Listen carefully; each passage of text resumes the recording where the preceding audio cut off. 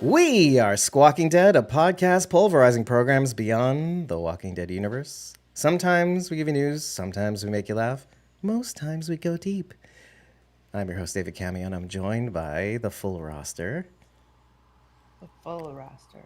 Me and Fiona. Who am I? Cosmo Mom. Oh, 09. Whatever. Lacey Gardner. Bridget. I'm Karina. And we're here as Squawking Dead, live, obviously, because none of this is edited out. It's like none of us have ever done this before. My worst nightmare. And we're here to talk to you, with you, against you, about The Last of Us' third episode of its second season, titled The Path. I think I've gotten that right. It seems weird that it's called The Path, but then again, the last one was called Through the Valley, so there's a little theme going on here. And I'm happy to be with all of you. Hey, hi, Rachel Burt. Hi. She's like saying hi to the people who may or may not be there, which we don't know. We don't know unless you tell us in the chat if you're there. And speaking of chat, I'm finally reminding myself, Bridget, her little angsty part, like, why are you saying it at the end of the episode when you could say it at the beginning? Well, I am now. If you happen to be on here, and I'll remind you throughout the stream, hopefully, if we don't get too intense about this episode, I have a feeling we might not. If you're here, and you like us, and you like what you're hearing, if you happen to tip us at ko-fi.com/squawkingdead/tip, there is a link to it in the pinned comment on YouTube. If you tap that, it takes you to a separate page where you can send us a little tippy tip, and a message, your message will be read out on stream, the message you leave on the tip, which could mean anything, and we have no control over it. You get to say whatever you want, and the amount you gave and the tip will, and the message will show up on the screen. It will be announced in words on stream that the rest of them can't hear, but I can, nor can they see it. Yeah, again, if you like what you're hearing, that would be great. We love that you love us, and we love that you can show it. And there's also a little GIF that pops up on screen of Nicholas saying thank you to Glenn, basically.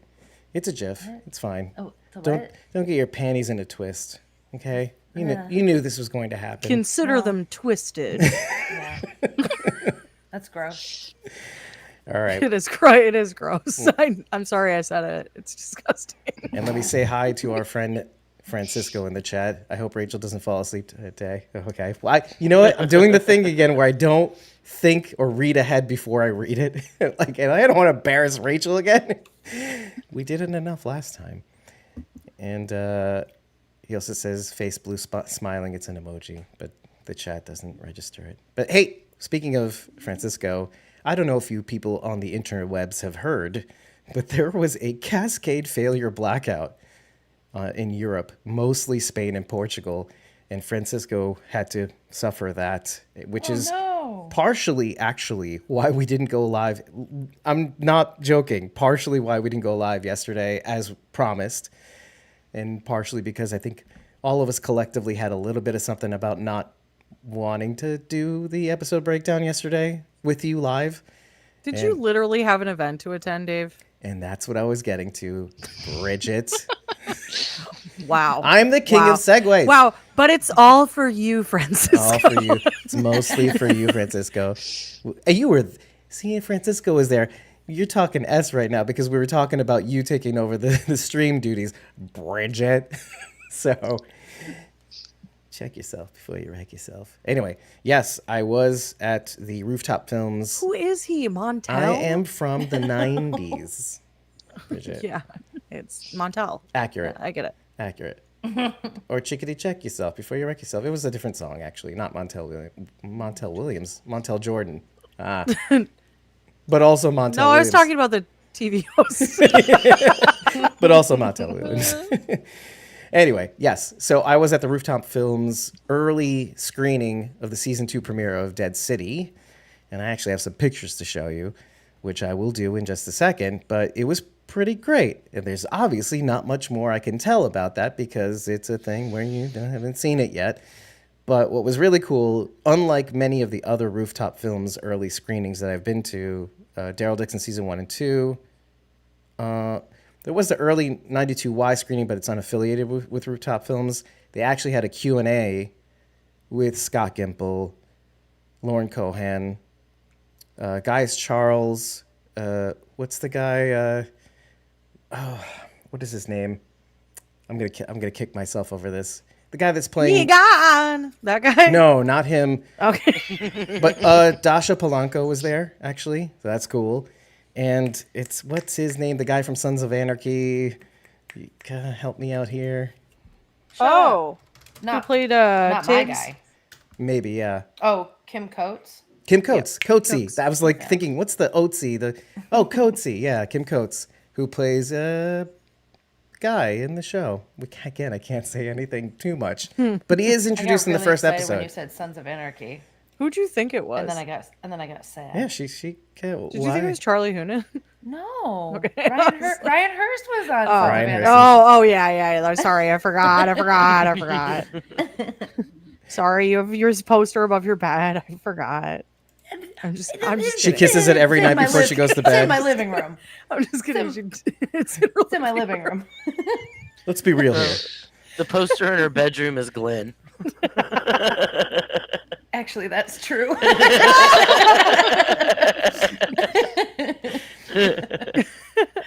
And there may or may not be a pillow on my bed. Oh no, she's got a waifu. No, The waifu is Ryan Hurst. it's like one of these. It's Oh just boy. I don't know what that is, but I don't like the sounds of it. It's about as bad as it sounds, honestly. All right. Well, you should be seeing some photos on the screen. Ooh, pretty. Oh, the browser needs screen sharing permission. Give me 1 second. Oh boy. Oh, I can definitely see it, so that's a lie. Oh, you can see it, right? Okay. Yeah. Goodness gracious. All right. Well, you don't see all of it though, right?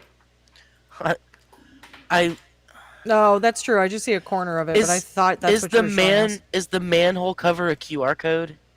Yeah. Yes. Oh, that's Cool. I think the stream can't see it though. That's the problem. Part. I can see it on the stream, You but can? again, it's only well, not anymore, but Right. I could. Yeah, it's oh, gone wait. now. No, I'm sorry. It's back. Keeps It's back blinking. now. No, it's back. It's back. It's gonna go away in a second now too. Okay. Okay, now it'll come back. There you There we go. There we go. go. All right, so that's the little thing, and it is a QR code. So if you want to scan it now, I guess you could. I don't know what it does, but I guess it's for get more Dead Says City. Get Sign more up now. Dead City. Yeah, I don't know what that means. All right. Well, let's go to the next slide, and this is Hey, I was trying to scan it. Oh, we'll do it after this dang! show. Oh yeah, you'll have to bring up that QR code again at the end, Dave, in case people want to scan it. Yeah, They that's need that's they need guys more time. Charles, Dasha Polanco, and Kim Coates know. left to right. Daya was gonna be in this season. Yeah, Daya from Orange Is the New Black. Oh, yeah. Okay, cool. That's right. That's right. I'll whatever. We can go through the names when we talk about Dead City, but yeah, Lauren Cohan, Gaius Charles, Dasha Polanco, and let's go to the wider shot with. And this was like Scott is actually praising Kim Coates, and I caught Kim Coates going, "Da you, Scott Gimple, you on the left there." By the way, Dalton Ross from Entertainment Weekly was, of course, moderating the event because he's moderating all the events. Which He's moderating any event in New York City. I have no complaint over. I've got no. It's like when everybody was giving S to Chris Hardwick for Talking Dead, and then when he finally wasn't there for us, we wanted him back for some reason. Yeah. It's a similar vibes, same energy. I don't know. I like Bridget. Dalton. He's asked good questions, and Yeah. he seems like a nice guy. There's Thomas in the backdrop with his little tattoo of. Wow, he's lost so much weight. Wow, Yeah. look at him. I knew he had because he was talking about his health on his Facebook. I'm not going to say exactly what because that might be private, but Yeah, but he's looking phenomenal. that's right. He said to me that he job, couldn't Tom. previously fit in this shirt anymore, and now that he's slimmed down a bit, he's now able to fit in the. Was it? It's Abraham Ford by Scott Spillman. It's a shirt by Scott Spillman. It's hard to say really fast for me, at least. And here's your boy Dave. Wearing the ones who squawk, which I'm wearing now. Why So are you flashing him like you're selling watches out of your coat? Bridget, if you have to ask, it's like you don't even Oh, know me. he was selling watches. I was selling Oh, watches. sorry. Yeah, it's a throwback, Bridget. It's a throwback. All right, and just so you know, we're now Getty Images official because that's the guy from. Wow. Nice. And we're in line So with why our. weren't you flashing the camera for this one? Well, because it had to be. then I'd they have a could see cool it. shot, and then I have a pervert shot. Okay, come on now. And You we're save your pervy shots for Getty Images. Everyone knows that, Dave. Yeah. no. That's not professional. Professional Bridget would disagree with you, but she's not here right now, obviously. I don't know where I am, but So just to shout her out in case she may or may not be watching. This is Camilla on the right. She was our line buddy. We were all waiting. she's a cutie. Yeah, she's cutie patootie. She's in university. She lives in New Jersey. It's kind of cool. It's like she's Colombian. She's here. She's just making friends with us in line. It's pretty cool. The people you know. I think this is it for now. Actually, if I'm not mistaken. Yeah, that's okay. That's a surprise for later. Okay, and so that's How one much bit. later? It's episode relevant, and you're going to be shocked when I tell you about it. But we'll move on to Episode of Dead City relevant. No, this episode relevant. Of this episode. Ooh. Okay. Another. I recognize the person. Okay. Because I recognized them in the episode too. Okay. so. Good. You caught a flash of that. Okay, but here's the next bit of housekeeping. Of course, we have, and I need to show you this because it's like people don't believe me that we have a design in our merch store. Here's the Last of Squawks T-shirt in gray background. And in case you haven't seen it, it's the logo in the top left corner of our screen right now. But this is a recent order that I made of the Last of Squawks logo design T-shirt. I don't know if we're gonna do an art design concept, but here it is on somebody, the model of some kind. So I thought it's pretty big, isn't it? It's pretty cool. And I like it. here it is on a female somebody. So yeah, enjoy. And you can head. Amazing. Yeah, and you can head over to that via the link in our description. Down, if you scroll down, like merch. You can go to squawkingdead.com, hit the main menu, and also buy merch. And you're off to the races. That's pretty good for us, pretty good for you. Mine's coming in the next week, I think, because it's TeePublic. So, but I'm working on changing the store. Also, in case you didn't know, you can go to our Ko-fi page and to our request section to request a shout out. Nobody's done that yet, just so you know. I'm not front loading any knowledge here, but a 10-minute shout out from a fan so that we can put it in the next episode is $10. And there are advertising opportunities as well, both at the beginning, middle, and end of the show for you to explore the opportunities. If you are a business, brand, podcast, or whatnot, hit that page up and we can do more. Let's see. Let me just go to the chat one more time. Yeah. Francisco says, that was a huge outage cascade yesterday in Europe. I'd never seen something like it before. I thought I was in The Walking Dead or The Last of Us. Lol. 11 hours without power. Whoa. That's crazy. That rivals you, Charity, in some respects. Some respect. We were without power for like 8 days, so Oh. so it was a little bit longer. You know, I was thinking before Helene, like prior to. We've had a lot of history of power outages in your area for some reason. Well, it's because I'm in a very rural area with a lot of woods and trees fall on power lines and take out all the power lines time. all the time. Yeah, lightning strikes and it's all over. Yes. I want to try watching Dead City, Francisco says, after saying I'm not going to watch Dead City in our Discord. By the way, I'm just outing you, Francisco. But then I think I have to bear seeing Maggie share scenes with Negan and I lose interest. Lol.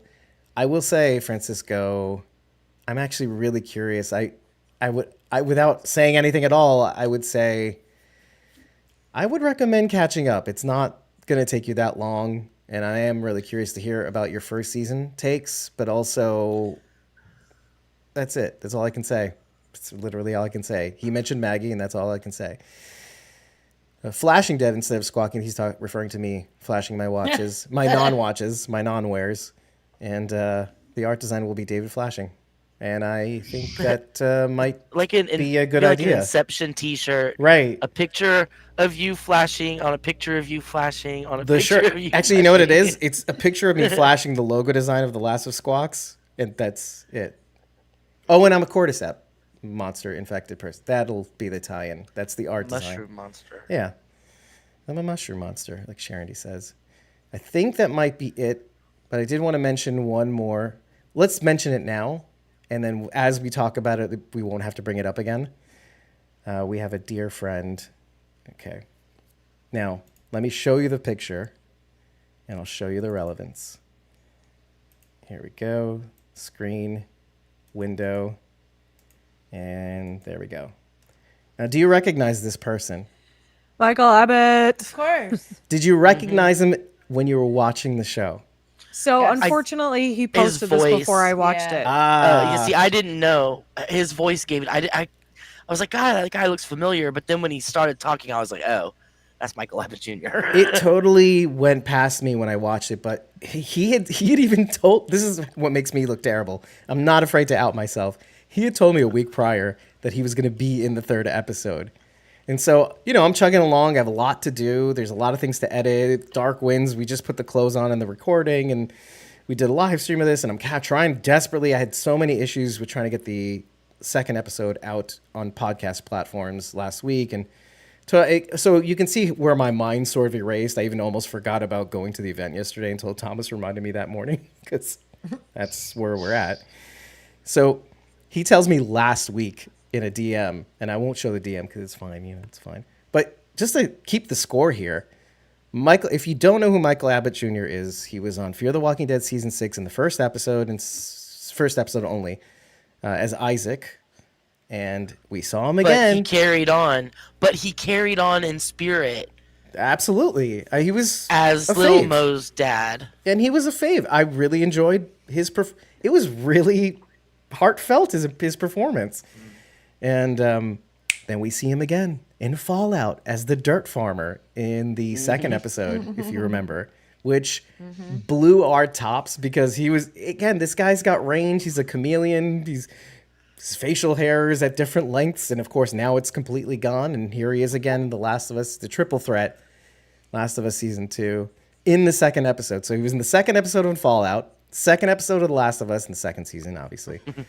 So I just think he was in the first episode of Fear the Walking Dead because it's his first introduction. Okay, everybody, just cut him some slack. And let me just show you a couple more photos from his Instagram. There's him with the kid behind the scenes. And I like the little chairs. Look at that. Look at the chairs. It's pretty cool for season 2. Little girl, poor little girl in this episode. Oh, this kid killed me. That's him up close, dead, right? Little dead makeup. Okay, that's him, and it's just him behind the scenes. I think that's the last of pics. The last of pics, everybody. I think that's it. No, that's it. Okay, we'll talk about that later. Okay, all right. Let's get the episode started with the normal fashion. Does anybody else have anything to say? Front loaded. Oh, I should say one more thing. I'm so sorry. Last bit of housekeeping is Thomas and I were bantering back and forth at the premiere. It was like, as usual, Thomas has always given me S about, take your pick. Good things that happen, he'll find a way to give me S. And I said, he asked me, did you get the thing with the thing? You're not going to know until I'll tell you. And I said, no, I don't know. It's last minute. It's not unheard of that this thing comes in last minute. And I was like, and I got to get dejected because he brought it up. And then all of a sudden I'm getting drinks because there's a free open bar. And I'm in line and I go, look at my phone and go, holy ass! Loudly, by the way. And I had to look around. It was that loud. And I was like, yes, I got it. The thing I'm talking about is Paley Fest. We had applied for press access. And I wrote a pitch about what we wanted to do. They didn't give any of that. They said, here's free access. Get in there. It's all you've got. Free access to the panel. That's it. No red. They were explicit about no red carpet for you. Do not go to the red carpet. Do not ask questions. Do not pass go. Do not collect 200. But you do have access to the. So I will be there with Thomas and Heather at the Paley Fest screening. It's a screening and also the Q&A at the end. So, cool. Yeah. yeah, it's gonna be cool. I do have to actually do something with that, so I will get pictures and video and stuff that I can post, and hopefully we can talk about that with a couple of people, maybe in Thomas, Heather. Maybe I'll bring them on and we'll talk about it briefly. Some sort of small video that we can do. And I'll that's never about it. forgive you that I'm not going to be there. Yeah. Well, That's how I feel about this day. par for the course. It's like I didn't do anything, but Bridget's gonna blame me anyway. It's like, just true. damned I if am. you do, damned if you don't. I'm blaming him. I'm blaming him right now. I know it's like I have parent-teacher conferences this week. Blame me I for that couldn't too. It's be cool. there anyway, Yeah, but, it's fine. But it's your fault. It's your Dave. fault. Yep. It's your fault. I would have that blown them have up. to I be would have here. blown them off just to be in New York right now. No, you wouldn't have. You know I F would. those I would have kids. done a lot, but I can't But right I now. won't do that. I would have done a lot to go though. And we're talking I about would've. kids. It's really weird. Anyway, that's Oh, about. yeah, Anybody we're else have gonna any go to housekeeping before we continue? And then we have to read the chat before we even continue further. Any housekeeping? Anything that they found out about the show? I'm kidding. Okay. Well, I watched did. this Okay. an hour ago. I did want to say one thing in that I had seen, because Mythic Quest will not be returning, and they did a thing. They did this weird thing at the end of Mythic Quest where they had an original ending, but then they re-released the last episode to change that ending, which ticked me off in a weird way. And then I was so ticked off, I wanted to find out who wrote Mythic Quest, who wrote on Mythic Quest, and guess who was one of the writers on Mythic Quest? But none other than Craig Mazin himself. And I was like, you know what? I'm not complaining anymore because we have all of this awesomeness. So, Craig, you've been spared my ire, Craig Mazin, because you're that amazing on this series. Okay, I'm gonna read comments. Yeah. Okay. Yeah. All right. Francisco says he shaved all his hair. In regards to Michael Abbott Jr. Though he got it bad in this episode. For whom? He did. Okay. He did. Yeah. He did. I thought this episode was boring, but I did like seeing the wolf at the end, which you guys will discuss further into the episode. Didn't like the council scene. It feels like another way for the writers to try to ground the protagonist to do or act a certain way when it's better not to do anything, like Joel having a shrink. We'll get into it. There's a reason why they did it this way, and it has relevance. Is that it though? Yeah. Wow. That was it. Okay. That was it. That was it. It's amazing. Okay, as is tradition or habit or this new thing that we decided to try out maybe several episodes prior, the title, The Path. In what way does the title relate to this episode? And you know what? I think from here on in, I'm going to go to Rachel always first because I Good feel call. like it's unfair. It's like my new tradition now. I've officially decided that we go to Rachel when we talk about the title. What's unfair? Well, That- here's the that you're thing. tired. I look at the waveforms and I know that usually you run out of steam at some point. And secondly, because you're so nice, others you're like, but I don't want to interrupt. I don't want to interrupt everybody. So I figured if like a locomotive, if we get you started, early, like maybe pizzazz, it'll be, yeah, it's a theory. Because I do that. Yeah, all the no, time, don't I? I'm Yeah. just a visual representation of you on fire. Jazz hands and Yeah. whatnot. I've been known to throw a jazz hand or two. Especially today with your outfit. Okay. Yeah, what? Get to see Okay. it. Jazz Weird hands. critique, It's but 80s fest, okay. right? That was over the weekend. No, the other 80s fest. Oh yeah. There it is. 80s and up fest. Yeah, No. exactly. I don't know, the Octogenarian path. fest. The path. Yeah. So. Oh, did you want to take this one? I thought she had That's something to it. say. That's the take. Yeah. Ellie and Dina are okay. Okay. Oh, here we So- go. I told you, locomotive. There are several mentions of paths in the episode, right? There's the obvious one. Dina and Ellie are on a path for revenge, question mark, slash justice, bigger question mark. There's also the path that Catherine O'Hara would Gail? Shrinky Scale, thank you, and Tommy are talking about, which is this path that you gotta You gotta go. You gotta find your she's- path. She like won't Lucy. sit.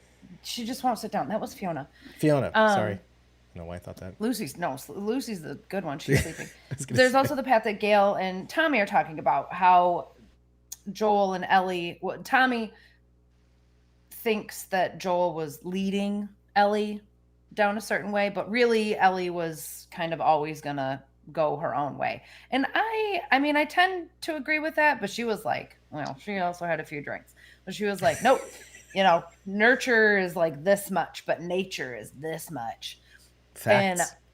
And I don't know. Science. I don't. Well, Yeah, it's see, I a don't well know. debated Yeah. fact, though. It's the debate's over. It is mostly nature over nurture. I don't know. I think it is always going to come down to the individual and choices made. I obviously how you grow up influences the decisions that you make. So either way, in this scenario, words are so hard. I believe in you. Shut up. I do tend Sincere. to. That was so not sincere. I am being sincere. I'm trying so hard not to say.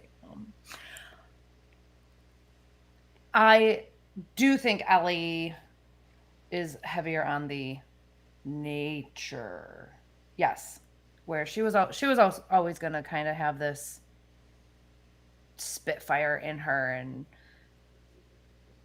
very strong-willed kind of person. She just was always going to be like that. Joel maybe fueled it. They got along so well, maybe because they were alike in that way. Fiercely loyal. You know what I mean? When you find a family, when you find friends, you are just going to fight for them to the death. Proof. Yeah. And Tommy kind of calls it out too. Yet Yeah. he even says Tommy that Joel wouldn't go as far as Ellie. Not with the whole town like this. He said something to the effect of, with the whole town, all of these people dead, he would be kicking himself, saying how he could have avoided all of this or something like that. If He would put it on himself. if Tommy had, absolutely, if Tommy had died, if Tommy were captured somewhere, then yeah, he'd be out there trying to rescue him. But he said when people die, you just kind of cut your losses and move on. Right. But Joel's gonna beat himself up over it. Right. Exactly. There you go. Yeah. Because that's the kind of guy Joel was. He was more practical than he was emotional. Which is kind of what she says to Gail. Sorry, what Tommy says to Gail. That, this is different. Like, why is she like this? Can help me figure this out. Like, is she following in his footsteps, or is this just her? So there you go. Right. To kind of tie it in to the two things that you said, which I think is it's cool. It's something I actually had a genuine question about too. Like, what is all that for? I would agree that it's just how she is, because if you look at the first time she ever met Joel, their first interaction was her attacking him with a knife because she thought he was hurting Marlene. A grown man, and this tiny little 14-year-old just lunges at him, and of course he throws her against the wall. But and little Gollum with the switchblade, she's like, yeah, I want my switchblades. She immediately was like, oh, my friend is in trouble. How about I just get involved? So I think that's very much her nature is, someone's hurting someone I care about, or someone has wronged someone I care about. So I'm going to make sure that they pay for it. Mm-hmm. Adequate. That is accurate. Yep. Any other on the path and how it relates to this episode? Well, I mean, the low-hanging fruit is the path that the Michael Abbott Jr. is walking on, I was thinking that too. and that the girls find later. one of them throws up. Okay, cool. Let's read the chat just a little bit. Watching this episode was the Silas path. was watching that part with me, and he's like, "What happened?" And I'm like, "It's dead bodies. It's always dead bodies." And then they show the scene, and I was like, "See, dead bodies." See? And he goes, Told you. Listen to "But your why'd mom." she throw up?" And I'm like, "Because it stinks." That's And then she says, and then like in the next scene, she's like, "The It smell." stinks. It was Yeah. funny. Listen to your mom. I know things. He does not listen to me. Yeah, still got to tell them the thing, and then they'll be like, "She was always right. Yeah. I miss her." One day he'll say Where that. am I? I know he's in college or something. I don't know. Maybe. Am I miss my Am I mom. dead in this scenario? No, I said college. God, whoa, Well, whoa. you've got very high hopes for my son. I do, Rachel. You're funny. Everybody gets in college these days. I don't know. Maybe. I have no idea. Anyway, I'm 46 years old. I have no idea. It's been too long. So Francisco says watching this episode was the path for him. It was the long path, I guess. The equivalent of a journey to Seattle, basically. He also says words are so hard, quote unquote. That's the true path, Rachel. That's the true path. Words are so hard.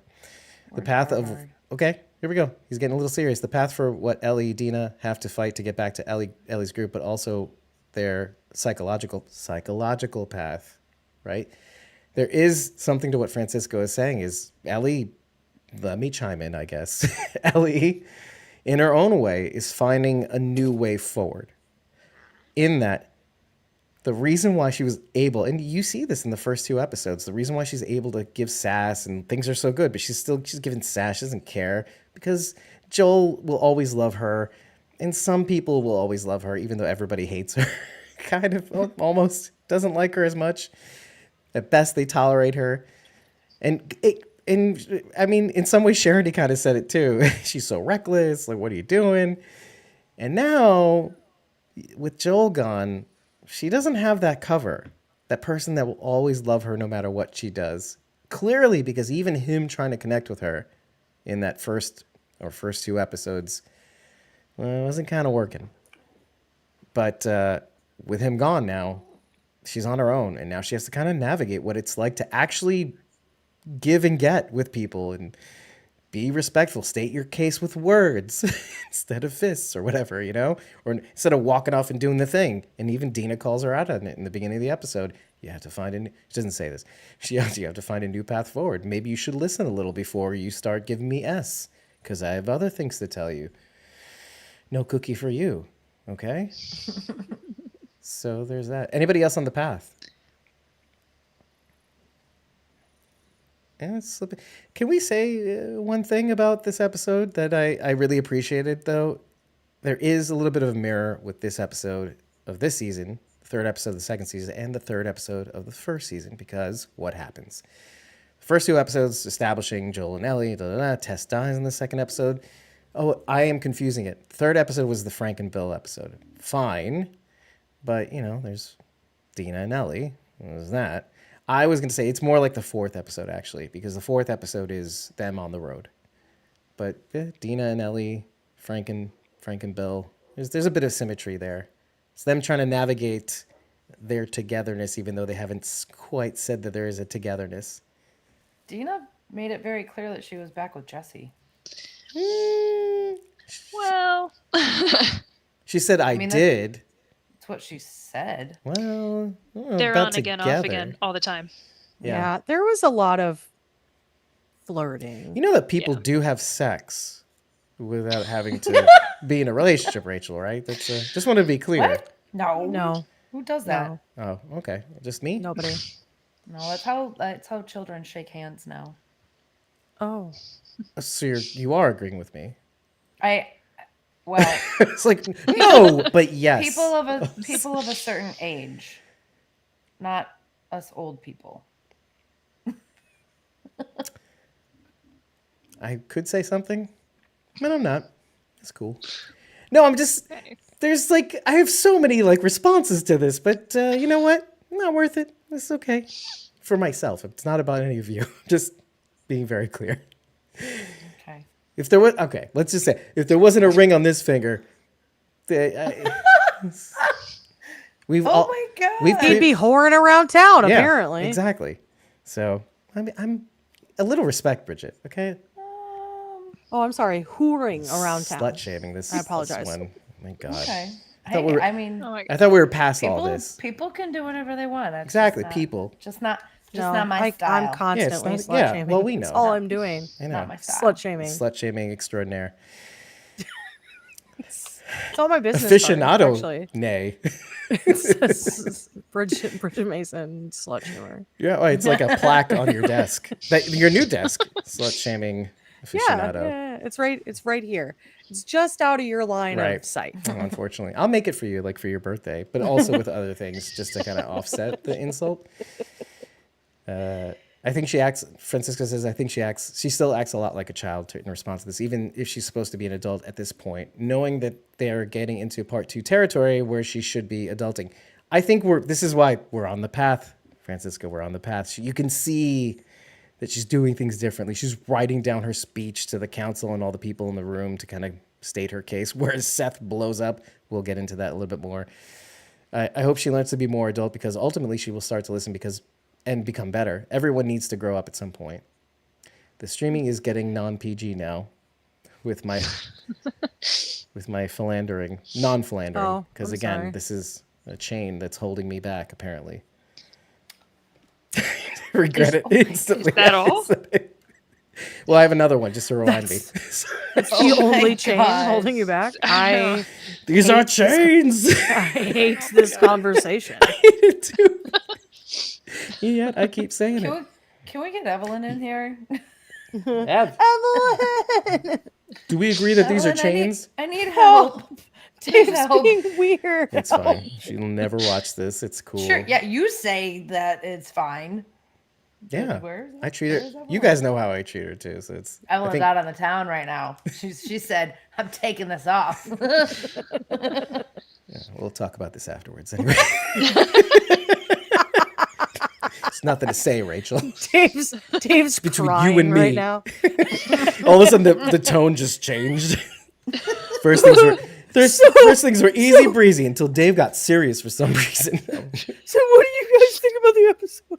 Yeah. So, what do you think about this episode in contrast to the title? No, it's fine. It's fine. Well, and now let's bring it all back down. The beginning of this episode starts off with Tommy visiting Joel, and I don't know what it is about these scenes where you're washing the dead. And we talked about this when we were talking about From, and how I'm in tears over. I don't remember who it was. Obviously, I'm gonna have to remember the characters' names from. What's his name on the show? The sheriff's deputy. Boyd. No, No. deputy. No, the deputy. Oh, the it little, was his the little- mom. Kenny. It was Kenny's mom. Yep. Yeah. Oh, what and was her and name? them in David Alpay's character. What's his name again? Jade. Jade, and doing that for him, cleaning up the body and just respectfully making it nice looking, so you remember somebody fondly, and it just gets me to tears. And like even here, just watching, and ideally you shouldn't have to do that for your own brother, so you don't remember him that way. But for everything that I mean, you start the series off, and Tommy's in their house eating breakfast and stuff like that. So it's like the least that he could do. It's like, Tommy, clearly he's working with his brother. He doesn't have his own ambitions and stuff like that. He's kind of just keeping the business within the family, just bumming off their fridge stuff and stuff like that. And so it's kind of like the least they could. The fact that it made him get to this point where he could be here with his own family, taking care of a community. There's something full circle about that. And then, of course, the line that he says to his deceased body, which I want to know what you thought about that line, because there's an article about Gabriel Luna talking about that line and what it meant to him. But he says, "Give Sarah my love." Did any of you lose it? Because I started yeah. losing it a little bit there. 100% immediate tears. I was fine until he said that. What bastard. What a jerk. I can't believe he made me feel things. Emotional payoff. Yeah. And it wasn't even just the line. It was the delivery for sure. And there's a lot that went into that delivery too. An Entertainment Weekly article, I think it was. He gave an interview about that one specific, obviously more than that, but that one specific scene. He had said he had brought in a time in his life where one of his loved ones had passed, and it was a similar circumstance. And he just brought all of that into that one scene, and it was just if you watch it back, you could kind of tell it was a little personal for him. I was okay there. I didn't catch the vapors until Ellie went to his grave. That was also the last of his connection to the old world. Saying goodbye to Yeah. Joel. Joel was the last connection he had to the old world. Oh, his Before old the life. Cordyceps. Mm-hmm. And there's a lot of that in this episode. In fact, let's just jump into it. A lot of the theme of this episode is saying goodbye to what once was. Even Ellie kind of says it out loud in the council meeting. You had this thing called justice. Remember that? Where we kept all human beings under one law, or like generally speaking, nation laws, city, state, whatever. There was a principle of the matter, and we all kind of held up to it, before, because clearly in this episode, somebody's out there slaughtering these cult members. Remember freedom of religion? That was a thing once. I don't know. We'll get into that in a bit. But it's like humans had, generally speaking, a code of some kind that we all kind of sort of followed without even thinking, usually, that it was so prevalent. But there's other things too. They made a really good point about highlighting the age of the residents of Jackson. And it was quite a disparity. All the able-bodied people are pretty aged, with the exceptions of Jesse, Dina, Ellie, but very few. I have not seen quote-unquote fighting age people in that town. It's really all weathered old men. Seth even caught a bit of friendly fire, he says, during the attack. And you Well, could you see... can. Go ahead. I was gonna say you can imagine, Dave, like when the fall happened. Kids Ellie's age were all like, they were like born in that time. Can you imagine the chaos of an apocalypse, the beginning of an apocalypse, and trying to keep a baby alive? Which also appeared in the episode. I just don't think it was happening until they could establish safer areas to go to. And so I think there's probably a really big kind of generational issue for them, where like that generation would be considered like the missing generation for them because they just don't have many people in that age bracket. Right. It's all old people and babies, effectively. Yeah. And parents. And it's never more clear when you see the back of the council, when she's talking about the able-bodied, or one of the people had stood up, I could say the name, who cares? And she said, who's going to defend the walls and all that stuff. And then there's a shot of all the older folks in the back who clearly they're like leathered, kind of rough. And that they're the ones that are to be the ones to defend the wall. And then immediately after the council meeting, it goes to a kiddie baseball game, which is such a great show don't tell about this show. Do you know what I mean? And let me just make the final nail in the... Oh, I don't know why I said that, the final nail in the coffin. Sorry to put salt in the wound, everybody, but... Sorry. The final nail is that when you finally do get to see the WLF march in the streets, what are they? All able-bodied, fighting-age folks. Which, again, so this is I'm going to look at you, Francisco, even though you're not here. So if you're wondering why this episode was a little bit on the boring side, it's all about feels and vibes, in a sense. It's to highlight Jackson is not interested or is too afraid. We're too busy holding our own. Our people are too old or way too young. Somebody has to be there to protect the kids. Somebody has to be there to protect the walls. And I got to tell you, there may be a little bit of foreshadowing here, because it's starting to seem like if Seth is right about them coming back, they stand no chance. And if it was WLF that hit the people on the road, I was about to say who they were, the people on the road, if it was them, that's evidence that they could come back, knowing that there's a town out there and that Fedra is one of those agencies that wants to capture as many things as possible. And if WLF is trying to do the same to capture up all these territories, why wouldn't they come back to Jackson? So we need them here. So I put a lot on your plate, but I just wanted to know if you guys at least noticed the disparity in ages between the two groups, the Jackson Hole community and the WLF, how different the difference in age groups, demographics. I didn't until you just said it, didn't honestly. either. Well then, I didn't notice until you said it, but I did notice that there was like very, very young people on the council. younger, yeah. But were they all fighters? I guess so. Yeah, you're probably right about that.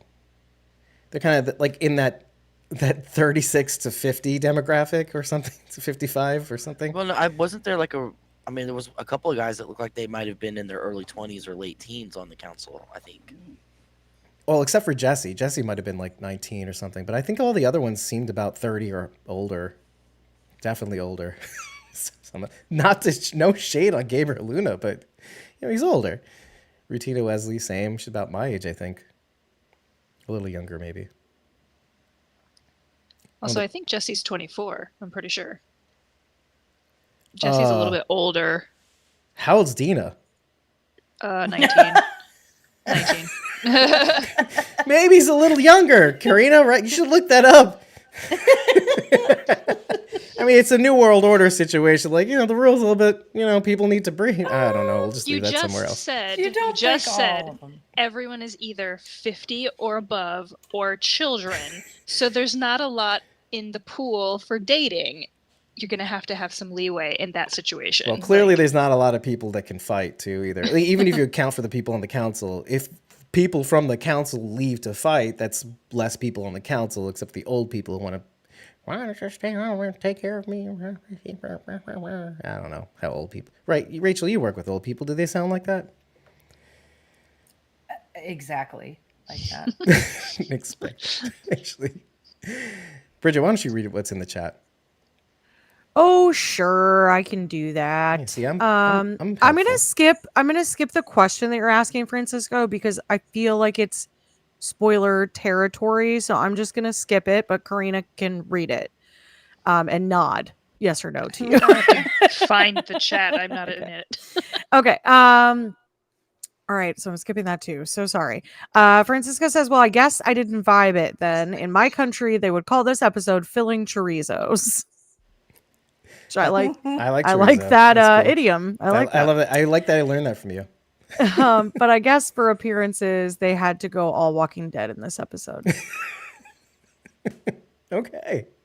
I mean, I don't like that you're making. I don't like that you're making me read these, Francisco. I don't like this. You're making me say things out loud that I don't care for right now. It's making me uncomfortable. To answer the question that he asked in the chat, I think she lied, but that's all I'm going to say about it. We're gonna leave it there. Yeah, to get out of jail, of hospital jail, right? Is that what we're referring Totally, to? yeah, absolutely. In the interrogation? So there's a very small parallel between episode 3 of season 1 and this episode, and that's the warning whistles versus the warning music. Where they explain that they had. I love that. They established the music in that episode because it was a flashback, right? That's a great one. I love it. That's really good. I really, really like that. I did like that they had like a system of whistles. It wasn't just like a whistle. It was like they all had different meaning, the length and number. And So it was tone. really cool. Yeah. I have an interesting tidbit that's not spoilery. When you're playing as Abby and you have subtitles turned on, she knows what the whistles mean, so it'll translate them into text, what they actually mean. But I know from playing that the long, high-pitched whistle is the one you got to watch out for because that means they found you, and that's not a good idea. It's not good. That's 80s. So, and 80s means yeah, that's the danger. 80s. Yeah, that's 80s. 80s is danger. Is it a specific group or just a threat? A threat has found you. Just the long high pitched whistle that she that they describe, and she's like, is it demons and he said it's wolves. Okay. That they'll use that whistle as like that's the alarm whistle basically. Like if they're searching for your character or if they find some other threat, that's the whistle that they use. So you don't want to hear that in game because it means your hiding spot is compromised. So is there a different whistle for demons? And can I learn it? Not that I'm aware of. Yeah, Oh, okay. I don't believe so. But I've also never done the subtitle thing. I just And know it can exists. I learn it? Can I learn it? Just Demons. you can watch it and just replicate. No, Oh that wait, was it wasn't there. wolves. You're right. Yeah. That was wolves. So when they're saying I need demons, the by the way, demon whistle. they mean the infected, right? That's their code. Yes. That's their term. Yeah. Oh! So Oh, Yeah, okay. demons. Never mind. yeah, they're referred to as demons. I'm gonna try really hard. As much as I would love to explain everything about this group, I can't. I have to reel it in and just go based on what has been revealed in the show. So I am wondering but yes, though. We can dance around it, but I will ultimately Mm-hmm. ask. Okay, let me just say the thing. It feels like they may not bring them up again, only because I in a meaning. Okay, my thinking is, with the first season run being 9 episodes, this season run being 7 episodes, my brain thinks, how could they possibly bring this group up again, if not just as an example of a people that some people want to kill? it depends on how they're choosing to tell the story, but that group of people is a very big part of Abby's story in Okay. the game. Okay. So I feel like they're going to bring them up again, but will it be this season or will they save that story arc for next season? I don't know. But they are a huge part of the game. So I had I can't- also I think it's been well stated that this, because there's not a part 3 of the game, that part 2 of the game was going to be more than one season. yes, they're splitting the second game into 2 seasons. So there's more. I think there's just there is an opportunity for this to come back. Also, yeah. like time wise, like the amount of time that they have in this, even though it's a shorter season, if it's being, essentially like part 1 and part 2. I have some insight in that, and just the way this entire episode is structured. I would be, that meme of Charlie Day with the conspiracy theory board. Yes, Like, there's yes. so They've shown many it often. things that I could describe that's different from the game. I can't possibly go into all of them. It'll take up our entire time. That's how but necessary they are, I guess. well, and here's the thing, like the story is telling the same story. They're just doing it in a smarter way for television. So in this part 2, a lot of the information that we're given in this episode is disseminated through a series of combat encounters. So you'll overhear wolves talking about this other group. You'll overhear them stating certain things. Dina and Ellie have conversations between these combat scenarios, like, wow, they're really armed. There's a lot of them and they're really heavily armed, which we see that all during the end scene, the very last scene, where they're very clearly a militia or an army marching through the streets of Seattle. Like, they've changed the story in a necessary way to make it palatable for a TV series. But they're still giving the same information that you would get through playing the game. So there's a lot of things that they're changing with how they're telling the story, which makes me believe that the group that you saw on the road, the religious group, let's just call them that for now. I called them a cult. I don't know, whatever. Yeah. You don't know that they're a cult. I don't. You're right. You saying that has made me. Well, and I said freedom of religion. Everybody, note that I'm inconsistent. They're clearly a religious group. You can tell they have this markation on their faces that identifies them. You can tell by the way he's talking to his daughter. Presumably, that's his daughter. They're very devout society. Who's a she, 10 years ago. The prophet. Exactly. So you can, guess that they're a religious group of some kind and that they're afraid of the wolves. I wonder why. So. There's. Go ahead. I was calling it their Glasgow smile. Oh, that's very wrong. Yeah, that thing. It's kind of, sort of. They cut from here down almost to their mouth. Yeah. It looked on like both sides. What's so interesting about that is that I want to ask more about that, and I wonder if they'll somehow explain it through story. Obviously, that's how they would do it. And I really do want to go into it. And I was about to say the name of this group because I briefly, because I knew you were going to talk about it, but I briefly looked up. I'm like, oh, that's interesting. Now let's stop. Because if we are going to talk about it, Karina would say something about it. I debated whether or not I should tell you even what the WLF calls them versus what they call themselves. Oh, wow. None of that has been revealed in the show so far. Right. Sharon, Yeah. you had something? Excuse me. I was gonna say that their symbol on the back of their clothing. So I went to an Episcopalian high school, and the symbol that we had was like a parenthesis and then a parenthesis, and then there was like a cross in the middle, but it was offset, like that. And that is what it reminded me of a lot. So With a little kind of crossover, figured, right? On the Right, parentheses? right, Yeah. right. So I kind of figured that they have some kind of religious connotation or something, just from that, because it really reminded me of that cross. If that we I'm used to have on my picturing, school. if I'm picturing what you're saying, if I'm not mistaken, it's supposed to represent the cross, but also as a shepherd's hook, is what that top part is. I mean, crook? I think it's crook, Yeah. right? Sometimes. Sometimes. INRI is often what's associated. INRI is often what's Was like on written Jesus' cross. below it. Anyway, Oh, I don't know if that's exactly the symbology. There's not a second half typically, but it would be the curve at the top, and because it's like it's a straight cross, but it's meant to symbolize the crook, but it doesn't curve it. It like just adds it onto the side. Oh, okay. I see what you're saying. I think I've seen But I that before. believe, if I'm not mistaken, it's probably a Greek symbol. But if you look at it in a different light, the symbol on the back of Michael Abbott Jr.'s character's jacket, it does kind of look like a double helix too, like DNA. So just from an angle because it's all ray trace. It's all what is it called? I'm having clip art kind of. It's like it's monotone. It's just a single color. So if you look at it a certain way, it does look kind of like DNA, which I thought was kind of cool in a weird way. So it might not be as religious as it is in ideology. I don't know. It's sort of to the sort of parenthesis type of thing, the shape of the scars on their faces. There's two of them that kind of like overlap. That's what my mind thinks of anyway when I see it. Right, and it is kind of curvy on their face. Okay, I get it. Okay, cool. Let's read a little bit of the chat before we continue, because again, we can't really talk about this group as much. I thought we might be able to. I mean, there is something that I do want to zero in on, but Okay. Well, That's Francisco unrelated. just stated that he feels weird being the only one commenting. And he said that I don't have to read them anymore. I can turn it over to Dave, but I'm going to tell you right now, I'll never do that, Francisco. I'll never do that. I will never. an all Wolf Dave is a show big is group. terrible.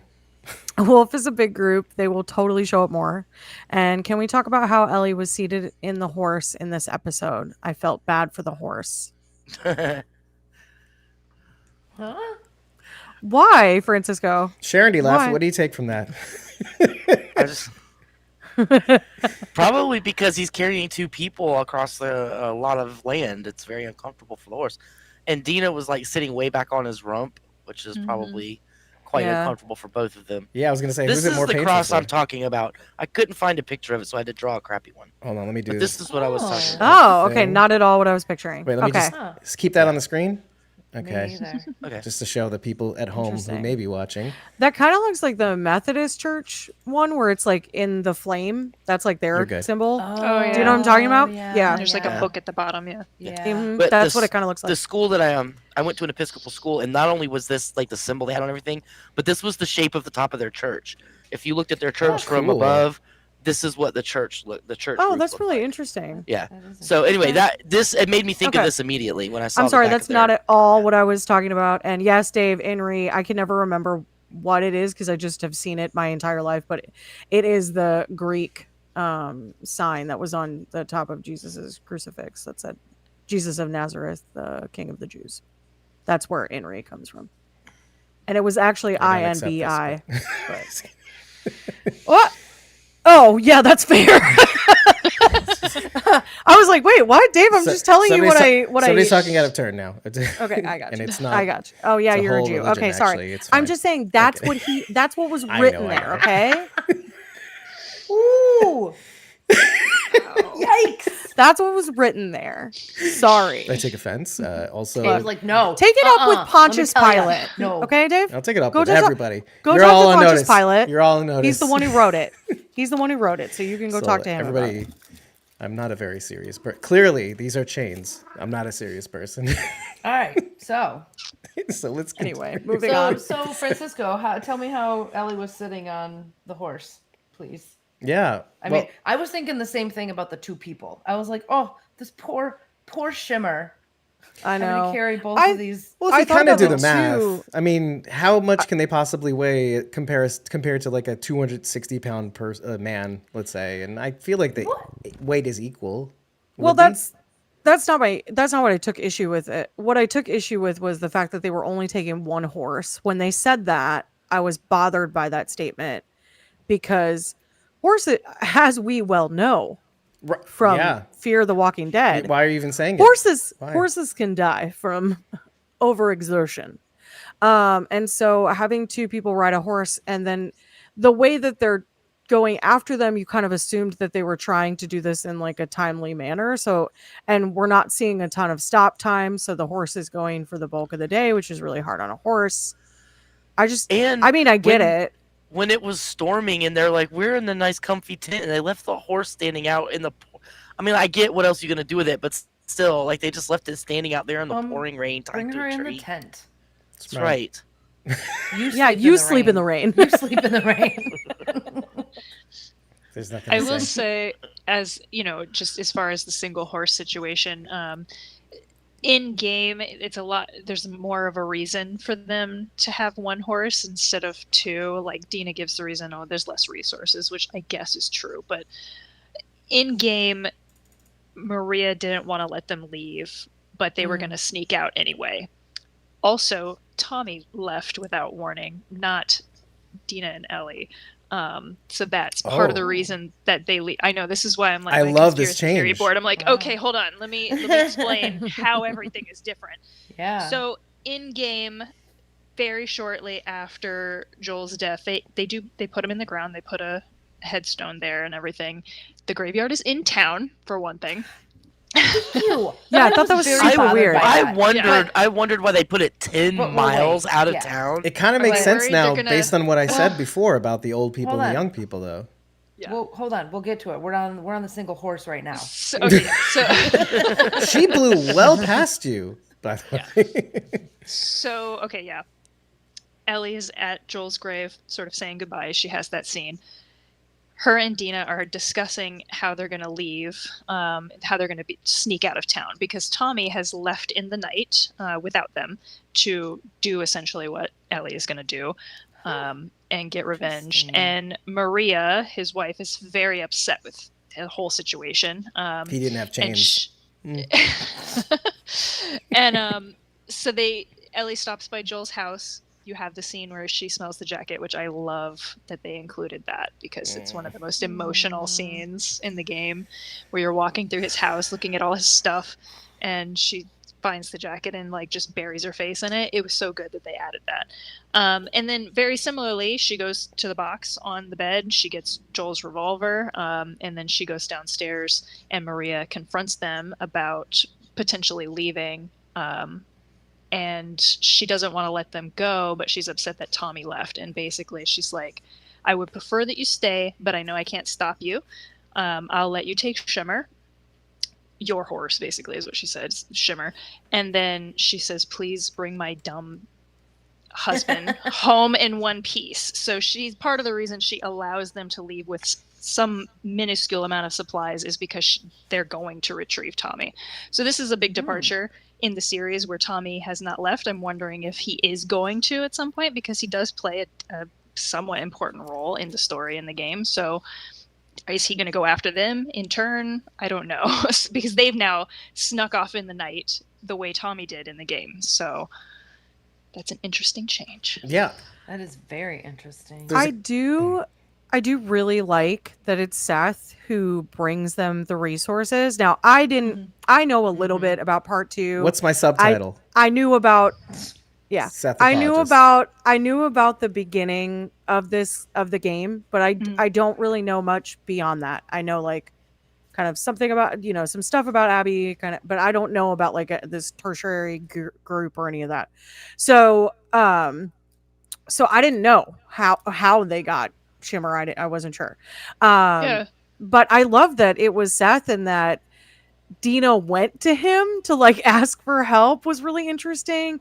But obviously his speech was so impassioned that she felt like she could trust him to help her, which I thought was a really nice addition. So I know, Francisco, I know you didn't love the council scene, but I actually really, really enjoyed that part. I thought that was really cool. I should Yeah. mention a lot of things just now because I did miss one more bit of evidence about the age gap thing. And it's you wouldn't have noticed it if you were just like, oh, I'm watching a show. Oh, this is happening. Rebuilding is obviously the thing. But Tommy's hitting this post next to this garden, basically. Oh, yeah. yeah. And he can't quite do it. He's not driving it in hard enough and fast enough. And then Jesse comes up and he's clearly way more adept and agile and young and whatnot. And he hits it. It's Okay. two All right, hits Dave, and it's calm down. already in the ground. Right. Okay, I'm fawning over young Mazzino. So what? So what? I mean, his Okay. arms were looking good. They were It's looking okay, you guys. He's Thank you. 24. Oh, you're right. My bad. He's Well, in the probably show, slightly he's older probably than like that. 32, so I'm okay. Yeah. You're a creep still. It's the age gap You're sort of still a creep. widens as you get older. It's fine. Francisco did clarify what he meant. He said, I think she was just seated really far back, so it was really kind of what you guys thought, and that the horse carrying two people just seems a bit excessive. Yeah.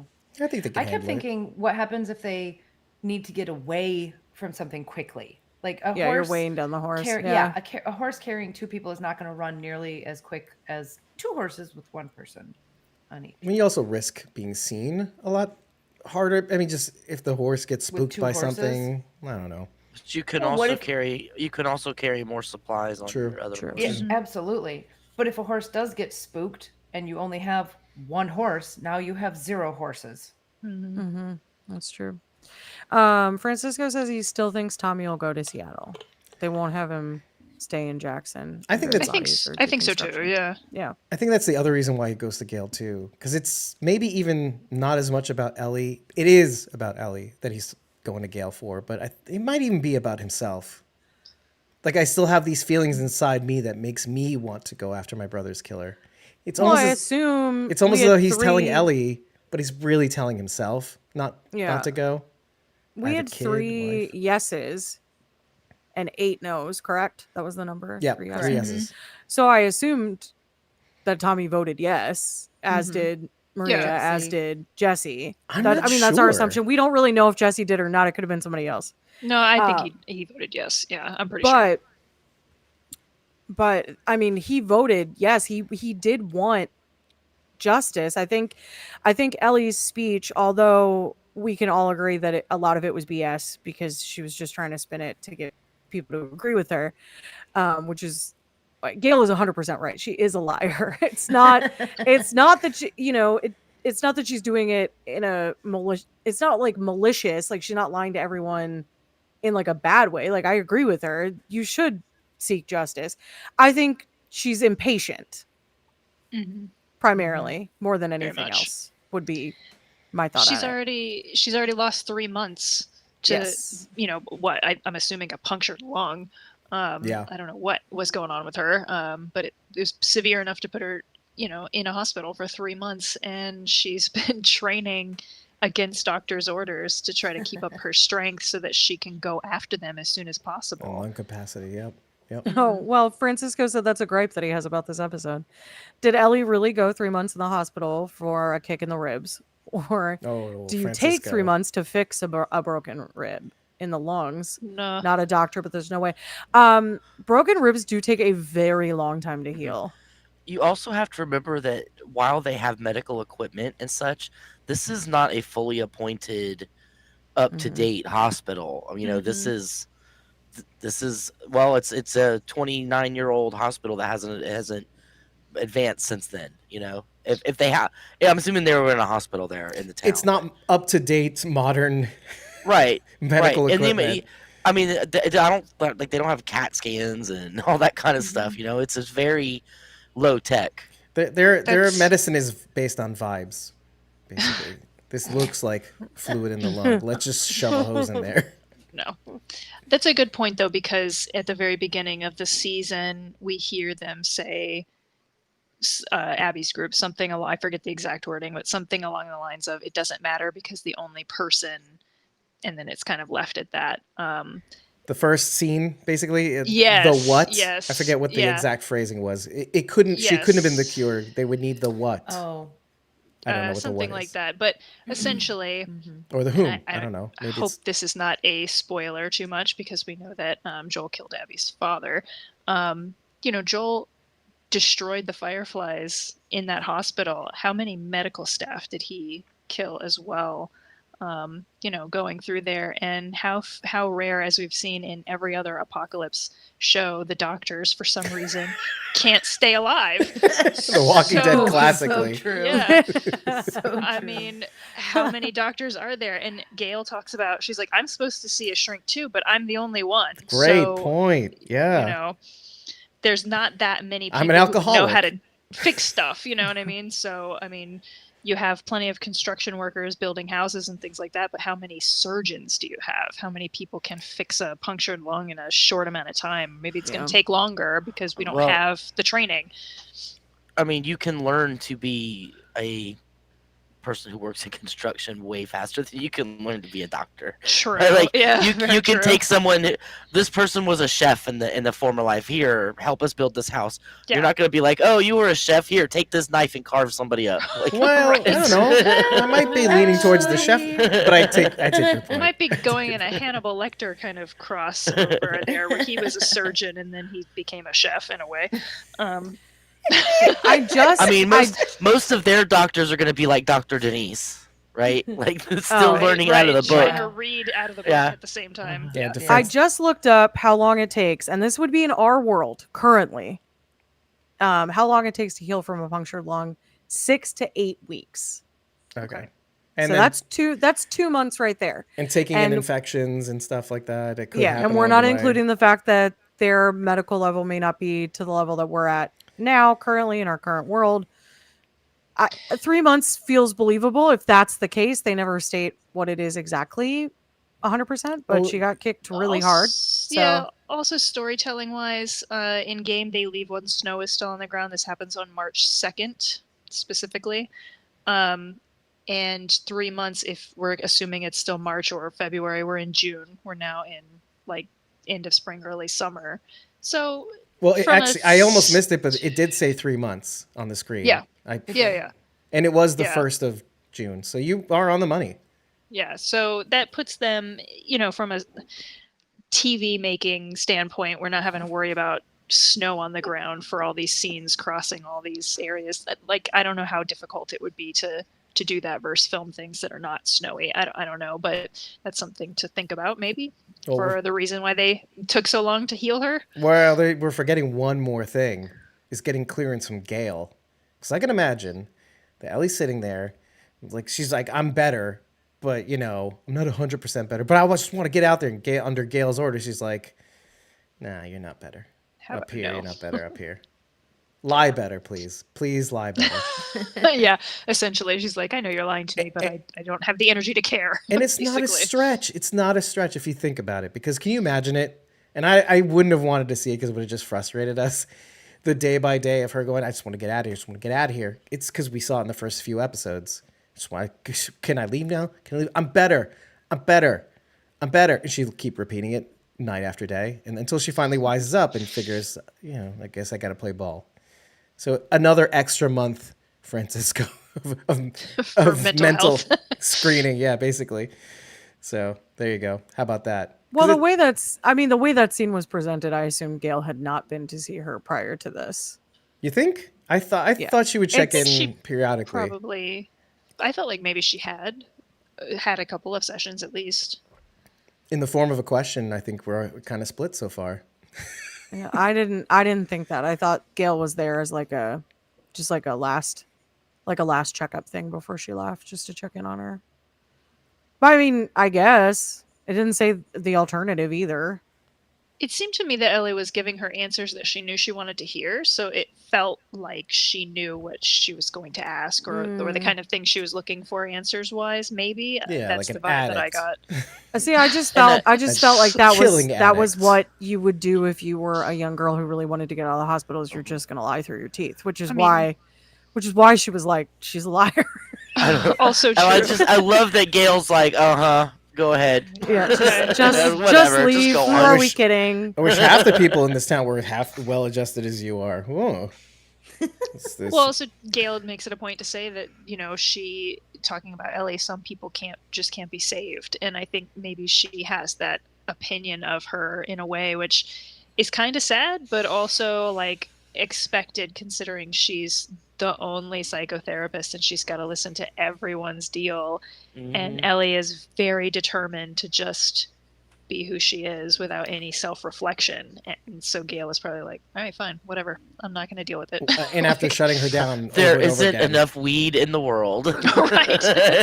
But she also has power too, and as much as Gail really didn't like Joel effectively, she had to be there to do her job. She She's might very have, professional, yeah. because I got the feeling from her conversation with Tommy that maybe a little bit she might have taken out some of that anger towards Joel on Ellie, just because how blunt she was about her. Oh, she's a liar. She's an effing liar. There's a little. I felt a little stank in how she said that. Who cares? Well, but whatever. I can't stop her. Whatever. I have too many people to heal, and I'm a functioning alcoholic. So Well, isn't that such an interesting and amazing way to write a character? Because from her interactions with other people, we kind of get this sensation that she's a flawed person, just like any of us would be, and that she herself is struggling with her own situation, losing her husband and feeling anger and having no one to turn to work those feelings out. So she just drinks and smokes. And so is she giving 100% the best advice? Is she being the best psychotherapist that she can be? Probably not. But I love to see that in a character, because are any of us perfect? Of course not, especially not the people that are going through what they've gone through in this show. So yeah, and you could easily see it in the council meeting too. How, I mean, as you go down the list, I wrote valid in capital letters to every single person that said something. These are things, some of the things like Carlisle. These are things that we kind of learned along the way at The Walking Dead. Everybody has value. Everybody has the ability to come back. And you've done bad things, but it doesn't mean we kill you. You still can do something in this world for other people. As awful it is to have to bear. And there's the other side. There's Seth. I found myself rooting for Seth too. I very strongly agreed with Seth. I don't know Yeah. what that says about me as a Again. person, but I was like, quit. Yeah, quit. What are you're gonna just welcome everybody in here? yeah. No, I agree. And I love the addition to the character as well, because, like I said, in game, they have the one interaction where he insults Ellie and then, is forced to apologize to her. And that's it. That's all we get of Seth. So I love. Is that a recycle the fact too? That we kept there's using this sort of- character? I'm sorry? Is that a good? recycle? Is that a recycle from the game that didn't show up in the game? Because it wasn't Seth that helped. Yeah. So it was Maria that helped them, that gave them the stuff. Right. As I said, Tommy sneaks out in the middle of the night. We don't know what happens. It happens off screen. We find out about it the next morning. And then There isn't a council in the game.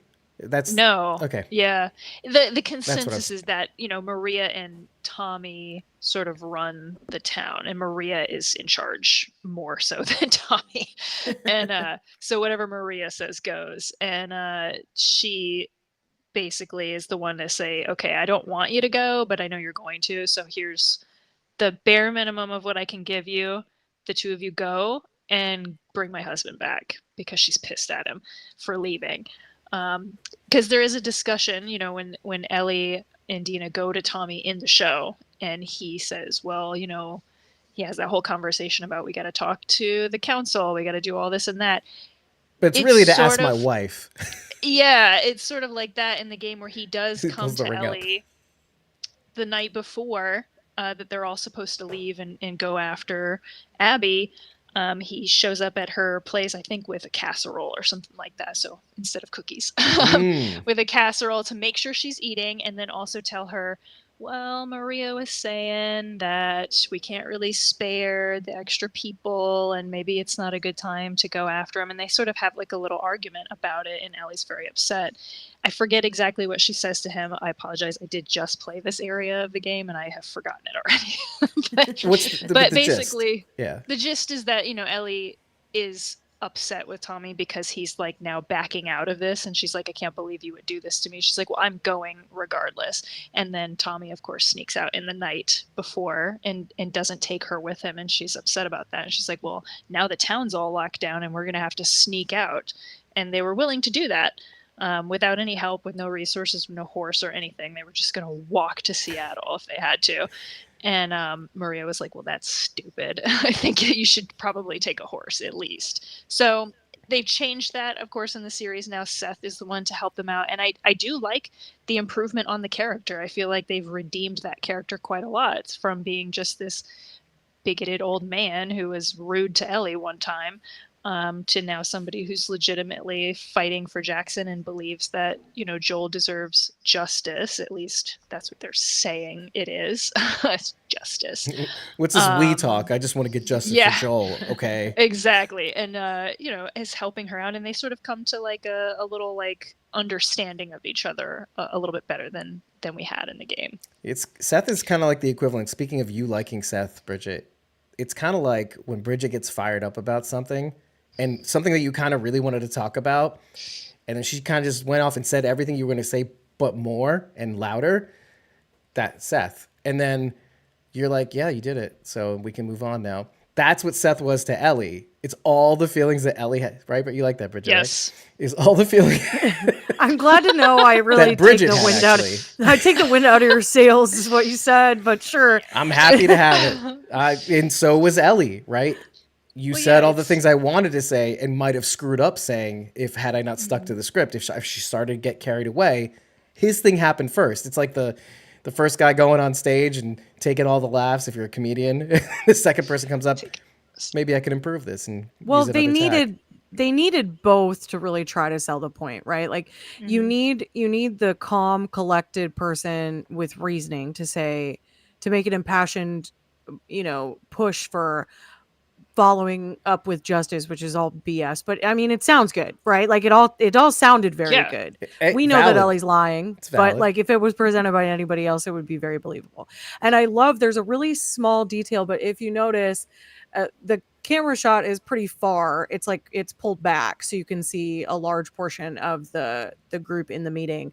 But Dina looks over at Ellie and does like a like with her mouth nods open. her head and she gives like, she's like impressed and also like, she's scanning him a little bit. Yeah, and then there's a nod. It was good. Yeah, it was good. So she does that to Ellie after she presents. She sits down. Yes, and she does that. Same energy. But then you also needed someone to shut down the fact that the townspeople are kind of just like, we should be better than they are, and like. I get the sentiment. That's very kind. It's a very kind sentiment. It's not wrong though. I mean, and in this, I don't want it. And in this world, I agree with you. I agree. We should be better. We should be better than the people who wrong us. We should turn the other cheek. I 100% believe that.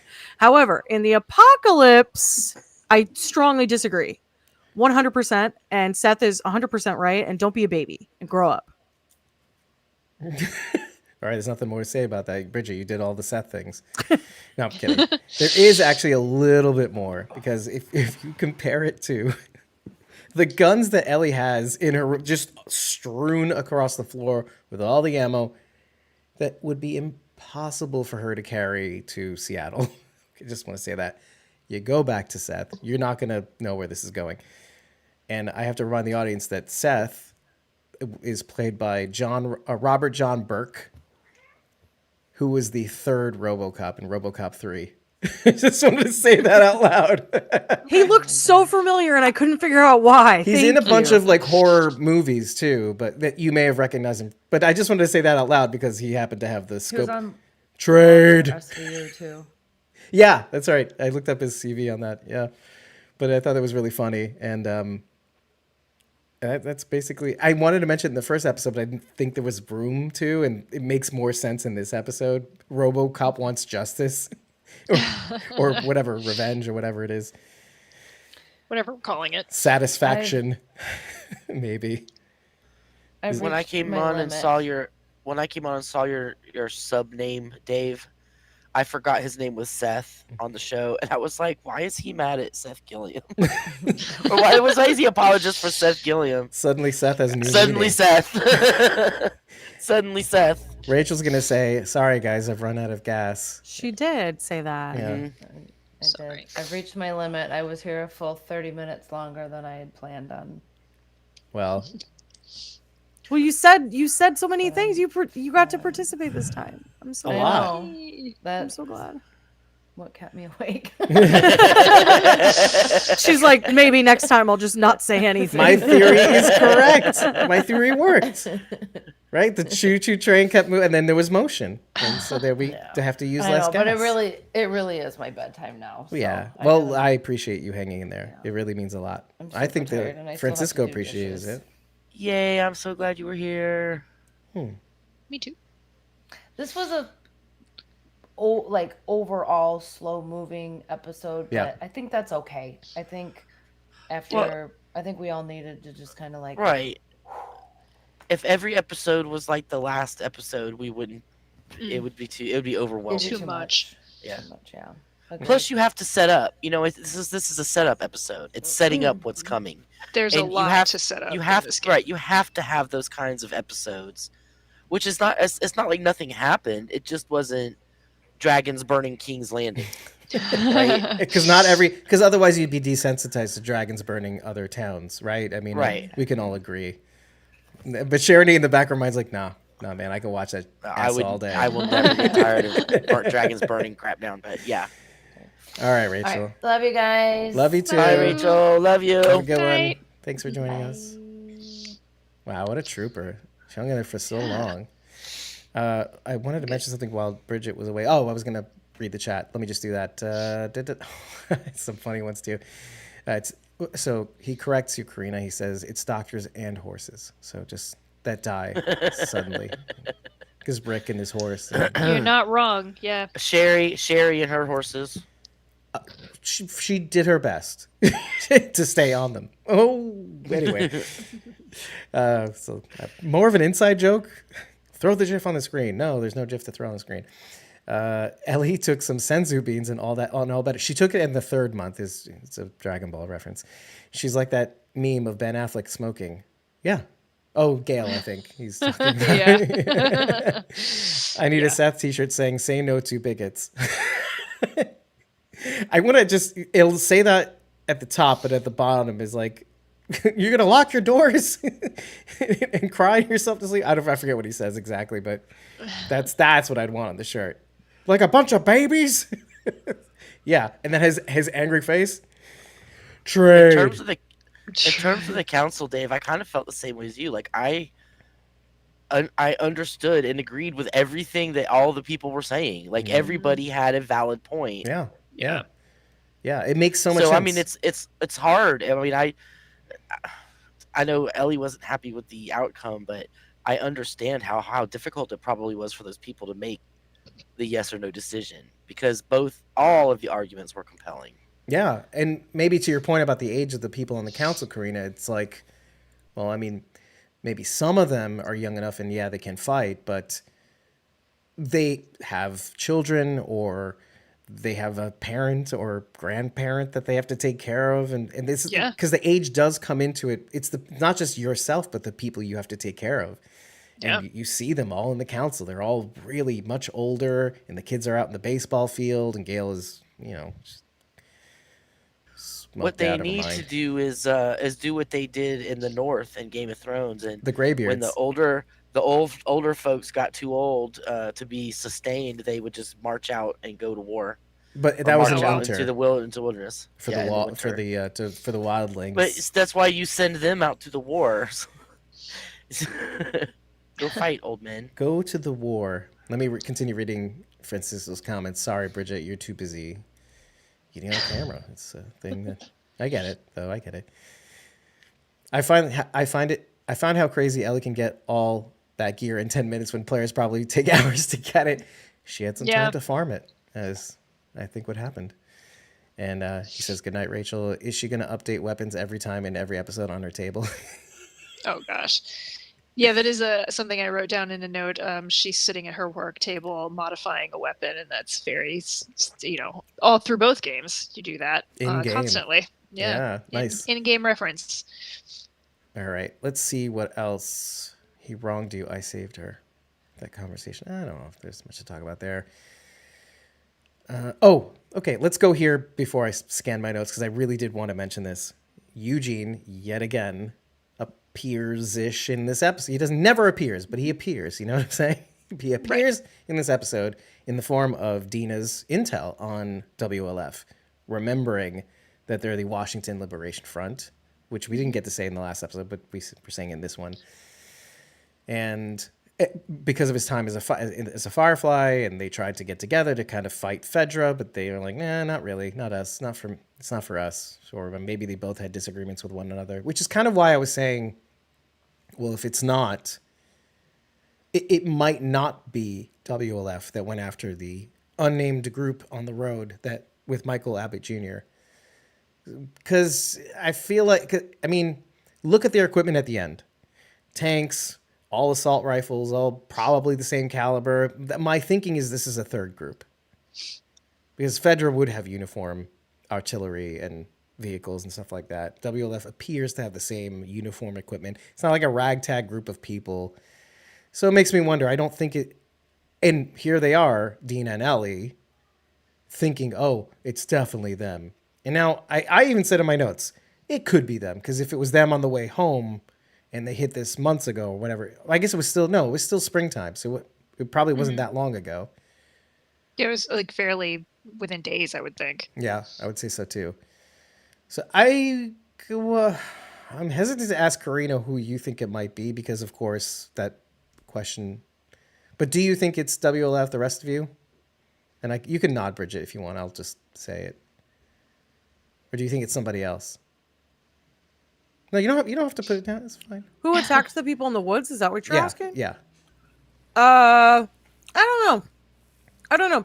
I did think about that. I was like, is that WLF or is it somebody else? Well, they say it's wolves. So, I'll believe them. Believe all wolves. they say it's wolves. So, they say it's wolves. And I was like, oh, that's clever.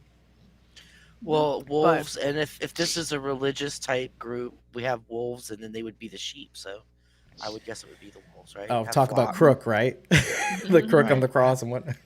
Right. Well, you have your flock, and I don't know. I want to Wolves call and sheep. attention to something Good. from that scene. Yeah. So, Abby, in the scene in the previous episode, says, we have a code. We don't attack people who can't defend themselves. That was the other bit of evidence. Yes. And that's what I want to talk about. Yes, and in the scene of the religious group, he's having conversation with his daughter, and she asks for a hammer, and he's like, "Do you feel safer? Do you feel like?" And she's like, "Yeah, I feel really good." How tragic that to think that might be the reason she's dead is because she has a weapon, and the wolves will only attack people who can defend themselves, even if they're children. I'm not saying it's accurate. I'm saying it's a tragedy if that's the case. Now, I can tell you my opinion based on my knowledge of the game, but that would be interjecting information that it would stay in your head, and it could be Yeah. wrong. It might not be, but it probably will be right. And if it is wrong, you still had it in your head to think that way. So it's like, you're kind of caught. But I will say that's the tragic irony is that hammers are used for what normally? Building. Building, yeah. Yeah. And so my thought process is as follows. Technically, they were defenseless. Their weapon of choice is something that everybody should have in this world anyway. Even if they had knives, this is what kills me. Because the best I can do to explain who this might have been, let's say it was Abby, is that having gone after Joel, it may have violated one of her principles. This is the only excuse I could think of for them to actually go after these people on the road. Otherwise, it doesn't make sense.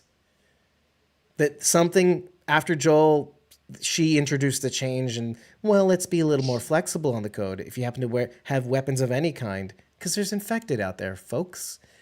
It's like, lest you forget the world. And I almost did when and I had the same issue in my head, and most of the fans did actually in the first season.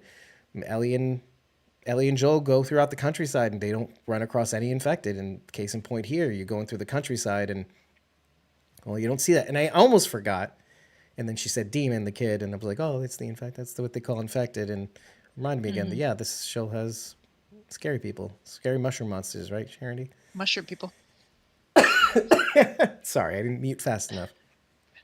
Oh, you're muted. You're muted. I said there are Firefly people now. It's my favorite line from last season. Well, Firefly people. there's more I wanted to talk about Eugene, though, because as we were talking in this episode, I had said something to the effect of, in the last few episodes, that Joel might have done something. This is going to be a change. Joel might have done something to use an excuse to go after Eugene, considering that he was a Firefly. Because if there's any chance that he may make contact with the Fireflies, they'd find out that, yeah, this guy killed this, and there would be an Abby situation all over again.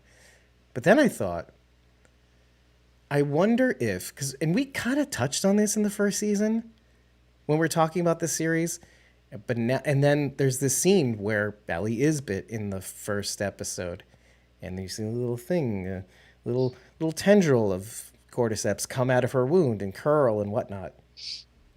I thought to myself, Ellie is technically infected, and if what led to Eugene's demise was her biting Eugene or having some sort of excuse to expose some sort of fluid transfer, like they both got injured in something, for some reason. I don't know if she met him or not or whatnot, or if she knew anything about him. Could have been random, whatnot. But she could have infected Eugene, and then Joel had to take him out. It might not have been Joel going psycho mode to remove a threat. It could have been just that he had to do this to protect her, because they have to protect the secret. There was a concerted effort in the first episode to not yell from the rooftops that I'm immune. Mm-hmm. And so, I mean, that could have a dual purpose. So just worth throwing it out there. This is like one of my crazy theories. Suzanne is the cult leader in Dark Winds. Sometimes they're right. Sometimes they're wildly inaccurate, but it's just like throwing pasta at the wall. You just see what's sticking up there. Boom shakalaka. You're doing like a hook shot over your shoulder, and it actually goes in. It's like amazing, but then most times it doesn't. You're like, that's just how I play, folks. The moon wears pants sometimes. What else is there to talk about? Let's see. Oh, yeah. The games that they played on the road that one would normally play in the car. I liked it, but there was one question in particular. Who was the first person you killed? This is like one of those, lest we remind you what happened. Mm-hmm. And, who was the first person she actually killed? Because it's a question, actually. It's never shown. And she prefers not to talk about it. You're talking about Ellie? Yeah. Her friend from the Yeah, first I thought season, it was, whose name I can't Riley? remember. Yeah, I thought it was Riley. All right, she skips over that, of course, because the show itself makes it nebulous also, what happened to Riley. I did see a screenshot, too. I didn't mention this in the episode where we get the little shot of her journal, but I did see a screenshot in which it looked like it said, "Ugh, I miss Riley." Oh. Like in her journal. Is that... Okay. Just so you know, I don't know. I don't know that it's accurate or fake or whatever. I just saw it as a quick post, and I thought that was kind of cool. So. Well, then, who was technically the second person? Do you remember from the first season? The guy that she killed in the garage. Yeah, was it a garage? It was like some sort of storefront in KC, right? Yeah. Mm-hmm. Yeah. It was like a fridge in there or something. I don't remember. Yeah, it was that guy. Let's paint the scene, because what was he trying to do? He was trying to kill Joel. He was choking out Joel, and Ellie had to shoot him with what? The very pistol that she's carrying now, the revolver she's carrying now. Interesting, like everything's coming around full circle. Why was it done? Which actually takes me back to Ellie's reaction upon seeing the religious people, we're going to call them right now, the father and daughter. What do you think is going through her mind seeing those two? I wonder. Because it is a father and daughter figure. Yeah, I feel like she probably, I mean, she's assuming that it's Abby's group, if not Abby herself. She's probably feeling justified in that, yeah, I'm right to go after these people. They're terrible to do this, to kill this whole group of children, to kill children at all. You know, I feel like that's what she's probably thinking at this point, because she's so dead set on getting justice for We're Joel. using that word, that dirty word, justice. Yeah, that's what she said it was. Yeah. Oh, yeah, I believe her. Believe all women. I do that. Well, she's a filthy liar, so Oh, damn it. I got something else off of that. Because I'd mentioned why she killed that second person, technically, was because her father figure was going to die. At the time, we didn't know that was going to be the case. I mean, most of you did, but because you play the games. And then you go back to this scene and you see this father and daughter figure, or maybe they are father and daughter, on the ground like that. I got away from that because there's a concerted effort to talk about Joel and Ellie and their relationship, and I wish I could have said something. She lies about this to Gail. I wish I could have let him off the hook or whatnot. I think she really feels that, but the way she says that is more like, I just want to get out of here. I think there's a part of her thinking that could have been the way we turned out too. well, We're extremely lucky. There's something really facetious about the way she says it. It seems like, well, one, she's just feeding Gail what she needs to hear. Yeah, of course. But at the same time, it's like, okay, why are you saying it like that? Well, because you know what, I think I know why. At first, I was on the same page as you, but I'm like, but you know what? If I say it in this way where I feel really well adjusted, we don't have to continue talking. I'm so good at A, not wanting to be here, but also B, telling you. But she says it so over the top, Dave. It's almost like, I'm gonna say it this way because I know that you know that this isn't the truth. Oh. Yeah. Well, yeah, of course. But overall, I mean, the town's run thin. She's talking to way too many people. And again, people are really afraid that it's mostly old people. They're just trying to get by. Yeah, get me some cheap views on streamboo.com. Cheap viewers, cool. I want to. They're saying, look, your stream is tragic. pay Money, for some please. views. Anyway. Oh my gosh. But no, so that's what I got out of it. I got out of her watching the body of the father and daughter. I think there's an element of it could have turned out differently, and I was lucky to get this far. So I definitely I thought it was more along the line of what Karina had said. Okay. That it had to do with seeing, like, which leads me to something that I thought during the episode, that when you asked me if it was the same, which group it was, they said it was Wolf. But I had in my head, I was like, well, but is that too obvious? Does that just make it like, it's just like kind of the red herring? Like, here you go. It's them. They're really bad guys. So bad they kill kids. Do you get how bad they are? Did you get it? Do you get it? They gotta go. They gotta go. Yeah, she's right. Go. It's okay. It's okay. And part of me was like, well, what if good writing would lead to a third group, and then Ellie and Dina and Wolf having to team up to fight this third group? That would be what good writing. Well, that would be obvious though. Now, Bridget, see what you did there. Oh, I don't know. No, that was my first instinct too. But yeah, in fairer terms, it would be, what does that mean for the dynamic? Like, obviously, if Ellie came to the wolves would attack because you didn't leave well enough alone. We took the one justice thing that we wanted. We let you live. Yeah. Okay. Why didn't you? Which makes what Carlisle says so important. Like, just forgetting because we're all that we have, and going after one another creates a cycle of violence and doesn't lead to what you're basically saying, Ellie, is that justice is holding all of us, not just us here in Jackson, but everybody, holding one another as human beings to account. Anyway, so yeah, I think that will be an interesting dynamic to. It could. Well, be an I've literally almost never been right in any of my predictions. So, But that's not okay. too- That's okay. not No, too that's not worried true. about it, so. Actually, I've said that you were right about several like things. one time. Yeah, but the problem is I don't remember them right now. So that's He claims. He don't. he claims them. He's like, Bridget, yeah, see, you're I right said on that. the money, but then I don't remember what it is. That's No, it's okay. I'm usually wrong. It's fine. And then you're right, and then I get really mad about it. like a. Well, let's move on. Speaking of father and daughter relationships, she kept her word to Joel in her mind that she wasn't going to visit him until she was on the path. That's another the path. You didn't forget about that. To getting satisfaction for his passing or his death, demise, if you will. Well, she says that to Tommy. I'll Yeah. go when I'm on my way to Yeah, Seattle. and she holds true to that. I think it was always going to be the intention. When are we going to go? When are we going to go? Let me visit Joel on the way out. Which is, I guess, why it makes more sense that it's 10 miles out of town, but it is still weird.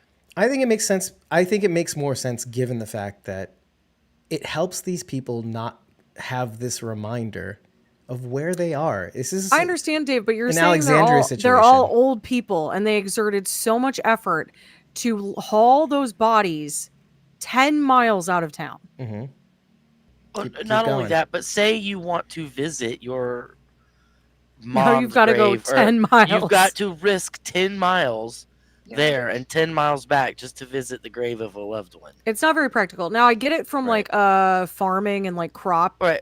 aspect, right? Like a mile away. Yeah, right? like, and that, groundwater and all that stuff. I get it from that aspect, like the rot and an extensive amount of rot in an area close by would be problematic. But yeah, like a mile would seem reasonable. Even like 3. Yeah. Why 10? Yeah. 10 seems over the top for some reason. I think so. I'm actually kind of thinking that it may be because they never do visit them. In a way, there's so much going on, and I know I'm not saying that to be mean, but They're like, well, screw you. But they specifically told Ellie to go out and say goodbye to him. So well, I'm thinking that people do that. I don't know. It just seems seems those weird people that it's so do. far. I'm just saying, I think it goes to the idea that considering the vote, considering the age of the people in the town, considering all these kids, who has the time, let's give them a little bit of an out. But also, why be reminded of the thing that we're kind of surrounded by all the time, that we're pretending doesn't exist? There is a psychology there. Well, I understand, but there's also burnt wood along the fence Now, line. yeah. You know what I mean? Like it's like, are you saying that you're saying the graveyard has existed out there for as long as Jackson's been around? Yeah, I'm thinking so too. Yeah. Okay. Yeah. All right. That I'm willing to accept. Well, like, you have to also consider another thing too. They didn't think it through, or that was where the graveyard was, and they decided to add their dead to it. Well, and Okay, anybody coming from the east, if you remember from the first season, anybody coming east, there's this like no man's land where they can take people out that are trying to enter the other side of the river. I think it is. Was the Colorado River? No, I forget what river. Was it Green River, Sharondy, if I remember right? Where the native couple were, Graham Greene. Remember Graham Greene? I think we decided it was Green River. Yeah. The legendary Graham Greene. And also his wife, who was also legendary, whom I didn't know. That's fine, though. It was Desba. She was on Northern Exposure. Right. Yeah. Right. Great show. Such I a am good currently show. watching. Are you watching it right now? Yeah, like I'm watching it. I watch an episode every now and then. I put I it love on that. and watch it. Yeah. It was a favorite when I was a kid. So everything would Yeah, kind of have it's to be really good. everything would kind of have to be far away, in a sense, just to kind of not tip their hand or whatever.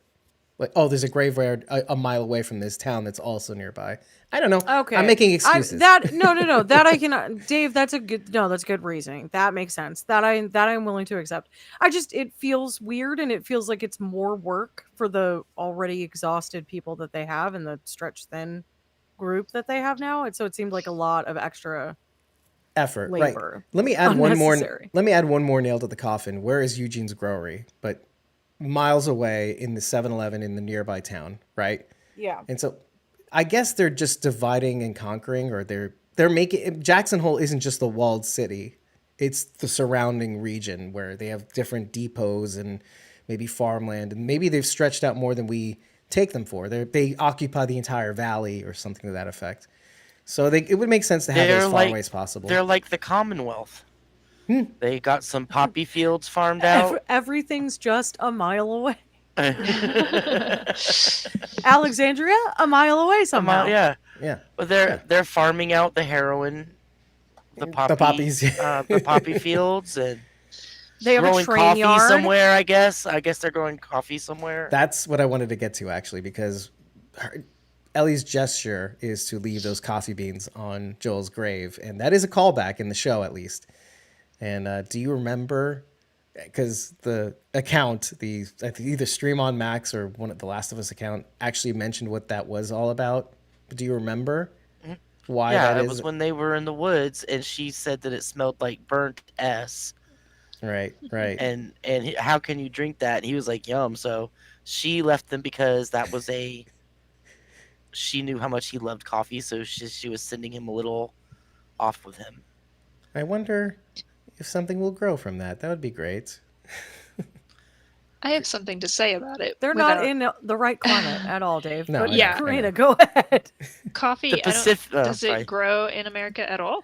I don't think it does. But yeah, her putting the coffee beans on the gravestone confirmed for me a theory that I had when thinking about her having the discussion with Gail before she was released from the hospital, and whether or not her flippancy with what kind of conversation she might have had with Joel afterwards. That scene, because of what I know happens in the game, I know she was for sure lying to Gail and not just saying whatever she needed to say.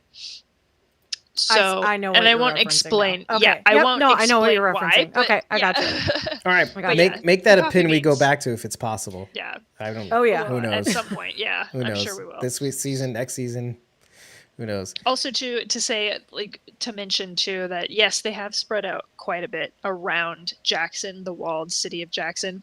When you're doing patrols in the game, Ellie and Dina's patrol into the supermarket, it's a whole town that they go to and kind of patrol through just to make sure there are no infected gathering in these buildings, because in game there are spores and things like that. So the longer they're trapped in these buildings, the more spores build up and the more dangerous that is.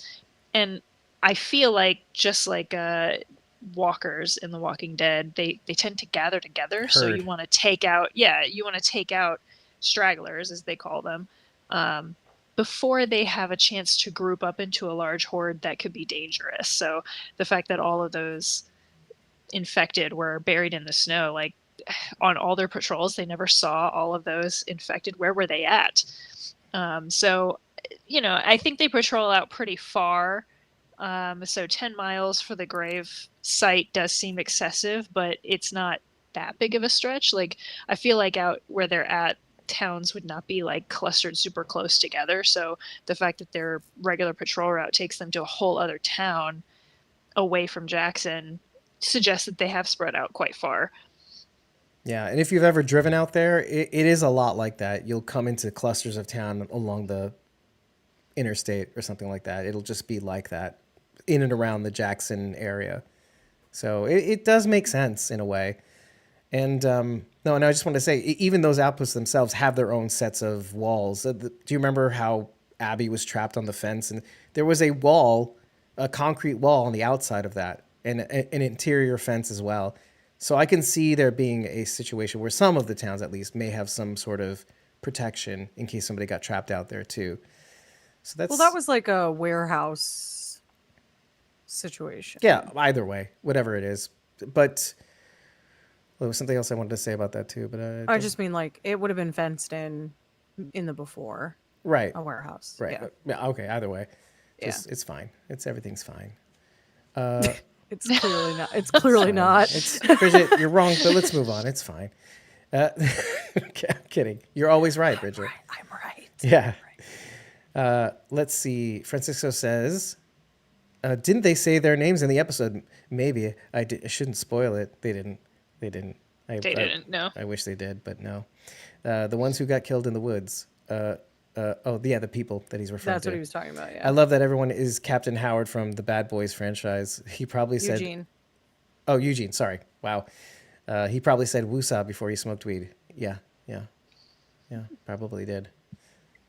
All that Firefly energy. Where does it go? Cheap viewers, right? Justice for Joel because he was very handsome. Nothing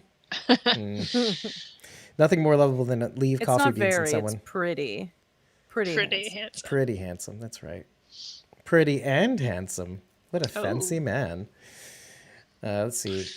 Oh, no, I said that already. Okay. I don't really have anything else to say. I don't think.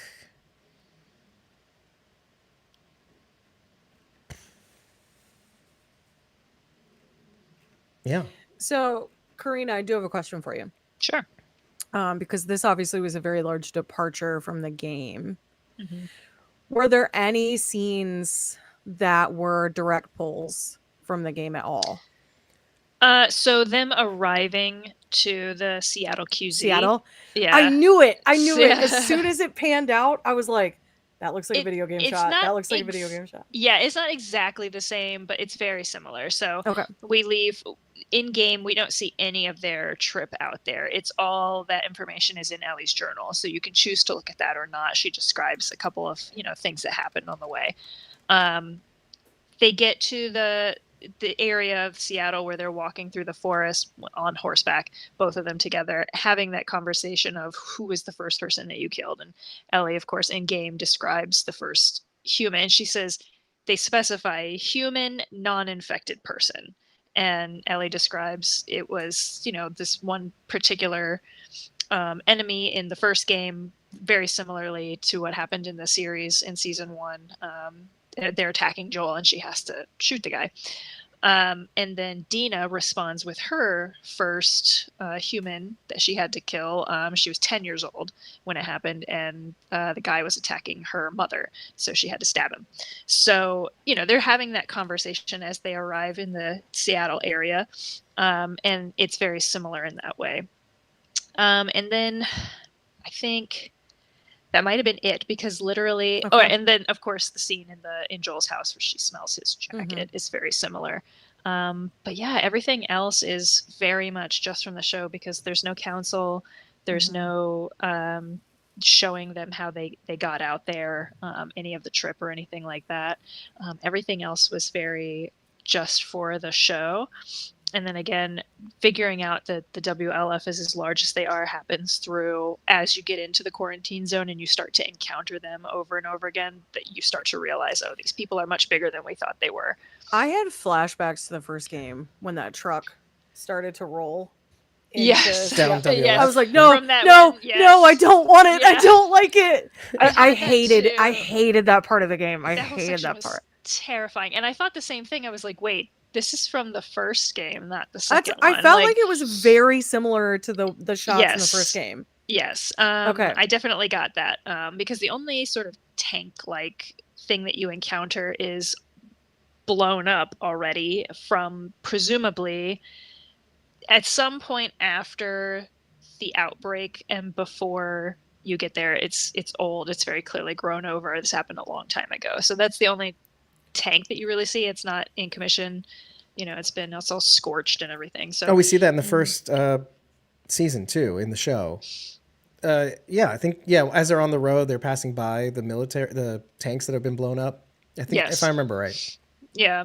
So it's a lot of the storytelling, like I said, they did make a lot of changes for the TV series versus how you encounter it or how you find this information in game is through exploration, through notes, through combat encounters, and just overhearing the NPCs talking to each other, or Ellie and Dina talking to each other during or after this combat sequence. So they've changed a lot of those things from the game for the TV series, which like I said, I don't think that they're departing so much that it's like this isn't even The Last of Us anymore. It definitely is still the story. It's just Yeah. being told in a more TV series type of Well, way. that's how the first season was too, right? Like It was much closer. It it was was much closer. Yeah. but there were departures, and Oh yeah. but it all felt like Natural. well, yeah, but it's still the same story, Yeah. even though it was Well, different. essentially some of the story beats are still happening, like Dina Mhm. getting sick is happening, but in the game it happens because she comes upon Tommy's horse, which has been eaten by infected. So the same thing happens, it just For different happens reasons. slightly differently. Yeah, so Okay. like I said, they're still keeping those story beats there. Also, the big major departure would be they're spending a lot more time developing Ellie and Dina's relationship with each other, whereas in game they are already together. They have had an intimate moment on the day they're doing the patrol Intimate moment. in the grow house. Oh, no okay. less. Yeah, so they are together. They are a couple. By the time they get to Seattle, they're well established there. So they're taking a lot longer, I think, to get to that point, which I'm fine with. I would like to see the relationship develop instead of just, we're in it in the game. It's happening. So And it allows you I'm to feel the interested to see passage of that. time too, because Yes. you're thinking, oh, this is happening so fast. So they're traveling and it's fast travel. No, but they're establishing that them getting to know each other is a means of feeling the passage of time, that they're Yeah. slow playing this, whatever this is. You're They gay, spent- I'm not. I just want to know how my kiss Supposedly. was. Excuse me. Yeah. Yeah, you don't ask your friend that if you're not In my notes, interested. it's I'm like sorry. Yeah. It's just don't. your kids, because you're so afraid of telling each other your feelings, and yet you're on this revenge quest, Yeah. which tells us that they're all kids. about feelings. Yeah. Yeah, that is a conversation they have in the game too. It leads up to them having their intimate moment. So, it's one of those things. Like I said, the story beats are happening. They're just happening in slightly different order and maybe with a little bit more story building behind them. Yeah, there are three things. I'm so glad we took a minute to kind of talk about this, because there's just three things I did want to mention. One, to go back to the grave. What is on Joel's grave is Joel Miller, born 1/26/1967, passed 1/1, obviously the New Year's Day, 2029.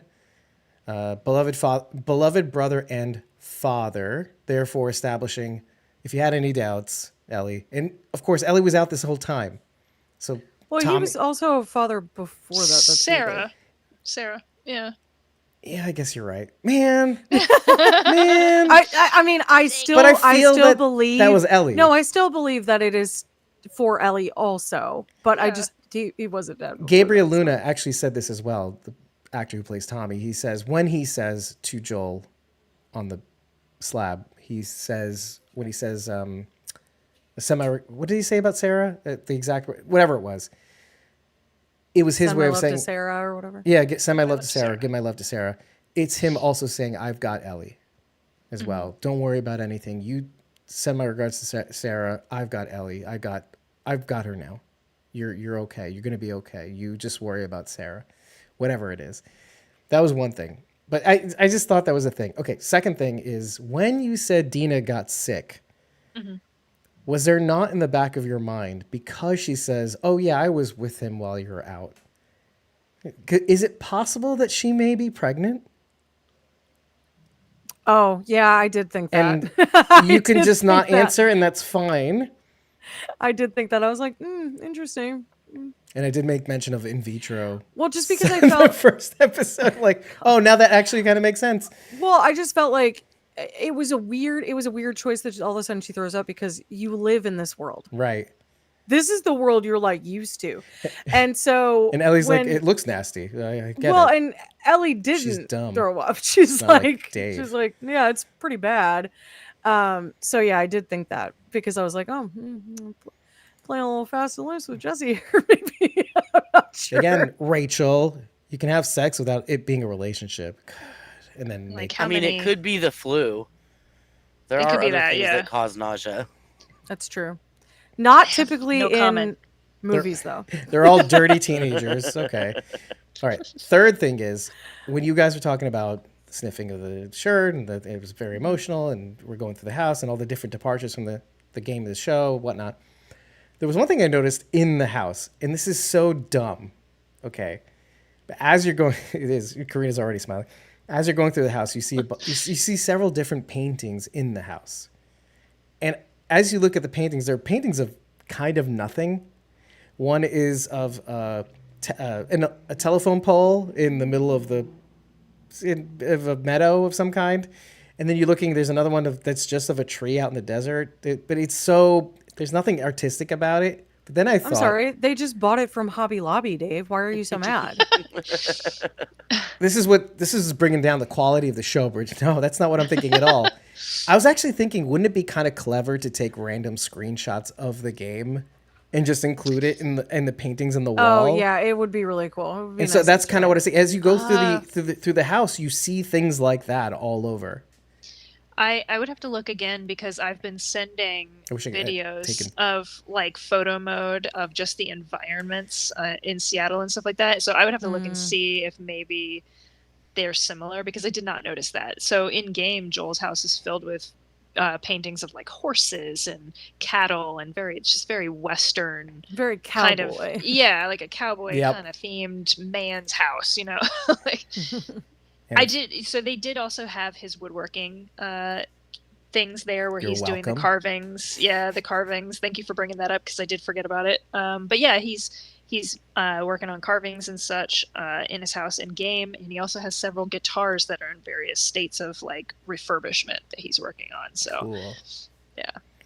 There is one thing that Karina, for as much as we talked about this on Instagram, there's one thing that we did forget to mention. Oh no. And I'll start this off by saying, for all the S that I gave all of you about missing the title sequence, we missed the one obvious thing that was I mentioned didn't miss it. everywhere. I did not miss it. I just forgot You to didn't. say. You didn't. But for all the people that I chided for, why would you skip the title sequence? Because it's the same from last season, this season. So I skipped it. Not. And then I missed this one gem. This is how it normally looks, the title sequence. This is what it looked this week at the end. It's so sad. And let me explain for the podcast audience. If you no. skip the title sequence, you would have missed that it wasn't the two figures at the end of the title sequence that represent Joel and Ellie. In this episode, it shows just the Ellie silhouette-ish. Can you thing. go back to the first one, Dave? Yeah. It's so interesting how the color shift Yeah. The colors is are also different. part of it. I will say I'm not sure 100% if there is a color shift between the first and the second episode, but because I'd seen a different vantage points of different people posting it, and it looked Oh, do you somewhat mean the like same. it's grabbed from like a different second? But I will say that this came from, I think it was either the Last of Us account or it was Stream on Max. I think it was Stream on Max, and I just cropped. I just cropped the one image to show you both. I cropped their watermark out so you guys. No, they didn't show. Thank goodness they didn't show a watermark. But I'm giving credit, so how about that? So it's fine. So yeah, this and then that. Yeah. Yeah. So Oh, and so just to explain for the podcast audience, yeah, it's. Oh no, I did already. Sorry. So that we're there. Let's go to the chat for It's a minute sad. because I think we very got everything. Yeah, he just said, will Joel have a Force Ghost showing up? Oh wait, wrong franchise. Oh, I had thought of that actually, and the more I dig into the series, I wonder if they, as far as a flashback goes, I think that will happen. But as far as seeing a Force Ghost, it's something that you'd mentioned, Karina. It's not over yet, and I said, well, yeah, maybe it is.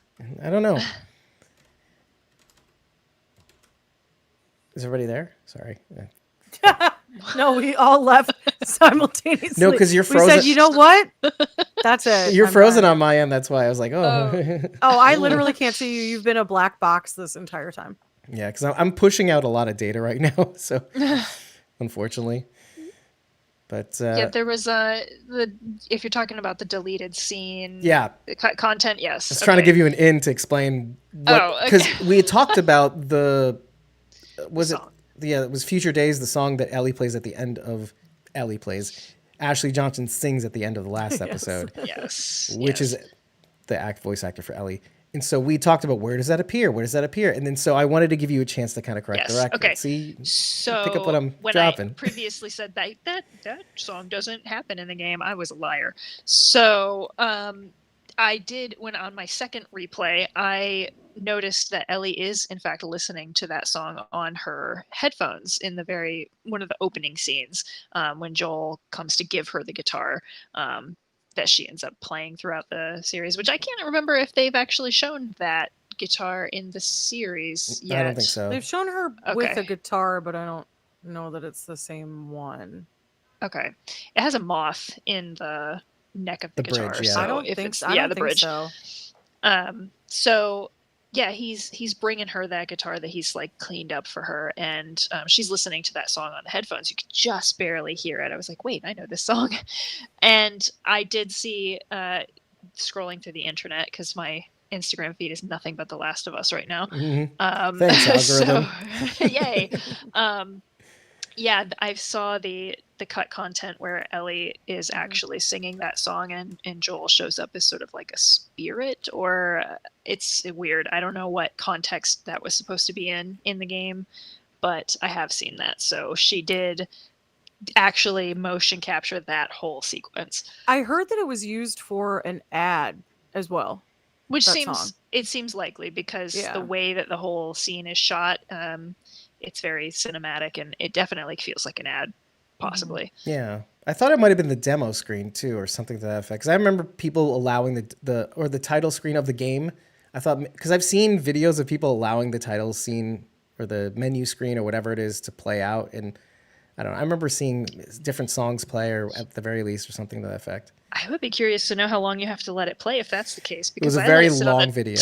I was going to say, I feel like I let it sit for quite some time, and it's just a boat, as just- far as I know. You're such a my kind of people, I swear to God. Like, I wonder what happens. Because I do this with Breath of the Wild too. It'll show you different images as you just leave it there, and then it'll show you some gameplay eventually. Because they're like, okay, what do we show these people after a while? Different images, the same one scrolling over again. No, we're gonna show you fighting a bokoblin. Meanwhile, I'm like, main menu. Well, that's over. Yeah. Like, that's, I tried master mode. Let's try easy. Anyway, let's see. Francisco says, "If it almost feels like seeing the Walking Dead title vanishing, but instead it's the image just changing its tint." Yeah, that's sort of what. But I think it's this. I think it might be the same. I tried to notice a difference when I played back for notes today. It's barely registerable. Registering? I don't know. Let's just not use English anymore. I bet in season 3 that image will be filled with cordyceps almost covering Ellie. Which, by the way, I mean, not to comment on that, but why not? I was thinking I might have to change our graphics now because Pedro Pascal is right out front, and it feels like I'm giving everybody the FU because he's not in the show-ish, not as far as we know. And so now I have to figure out another bit of key art. It just seems fair. I feel like fairly confident that we're going to see him throughout the series, season 2 and possibly 3. There are a lot of flashbacks in the game. I Okay. mean, like a lot. And I know at least one of them definitely happens because I've seen it in the previews. I feel like we'll finally go back to the actual what happened to Eugene too, like by the end of the season to kind of have it make relevance, that part, to what Abby's about to do, maybe, quote unquote. Who knows? Because with all the talk and mentions of Eugene, I thought that was interesting. But I'll give it to it's them. all fake. You're getting hung up on Eugene for no reason. You're going to get no character. payoff at the end. Which is mentioned exactly twice in the game. I Ever. I think it will explain a lot of Gail's attitude towards Ellie and how she's not zero F's given when it comes to talking S about her, where with other people, I feel like she may hold back just a little. Well, remember, she's an alcoholic and she is like 3 beers in at this point when she has that You're conversation. being very, very conservative with those estimates, I think. Conservative. Well, I thought she said that she had had 3 beers or something. Maybe she did. I think it's just funny also that she is watching these kids eat dirt. And she's like, whoop, that, whoop. Getting so much joy out of it, too. Didn't she say it was also very much like the 03 season of the actual professional Correct. team as Yeah. well? She did. The San Francisco Like, Tigers. taking a dig at the actual team, like, Which they were shows just the as good. difference, but it shows actually a change between the game That- and the series because That's Detroit oh, Tigers. is it Detroit Tigers? Oh my god. Yes. San Francisco's the Giants. The Giants, right? I confused the colors for some reason, but Dave doesn't watch sports. I do get them confused. So. But it shows that also in 03 they were nothing. But actually in 2013, I think it was around that time where they made it to the World Series, I think it was. So it just shows the difference between the game and the show. I okay. think I have to remember the years when they started getting better. Because they were just a constant joke. What's his name talked about it a lot. Jeff Daniels in one of his songs about the Tigers and he's from Michigan. And he actually had a whole song about how awful they are. And this was, of course, back in 03, actually. That's interesting because, like, I wouldn't ever have noticed that because I'm also not into the sports ball. So Me neither, but it's something you just figure out, yeah. and also because I am playing the game and it is very obvious that it's 2013 that this is happening in, I'm also forgetting that the show is 10 years previous to that. So it's very like, oh, I totally missed it. So that's a cool. Yeah, and it's like bit of information now. 2039 in the game, and it's 2029 now. It's interesting.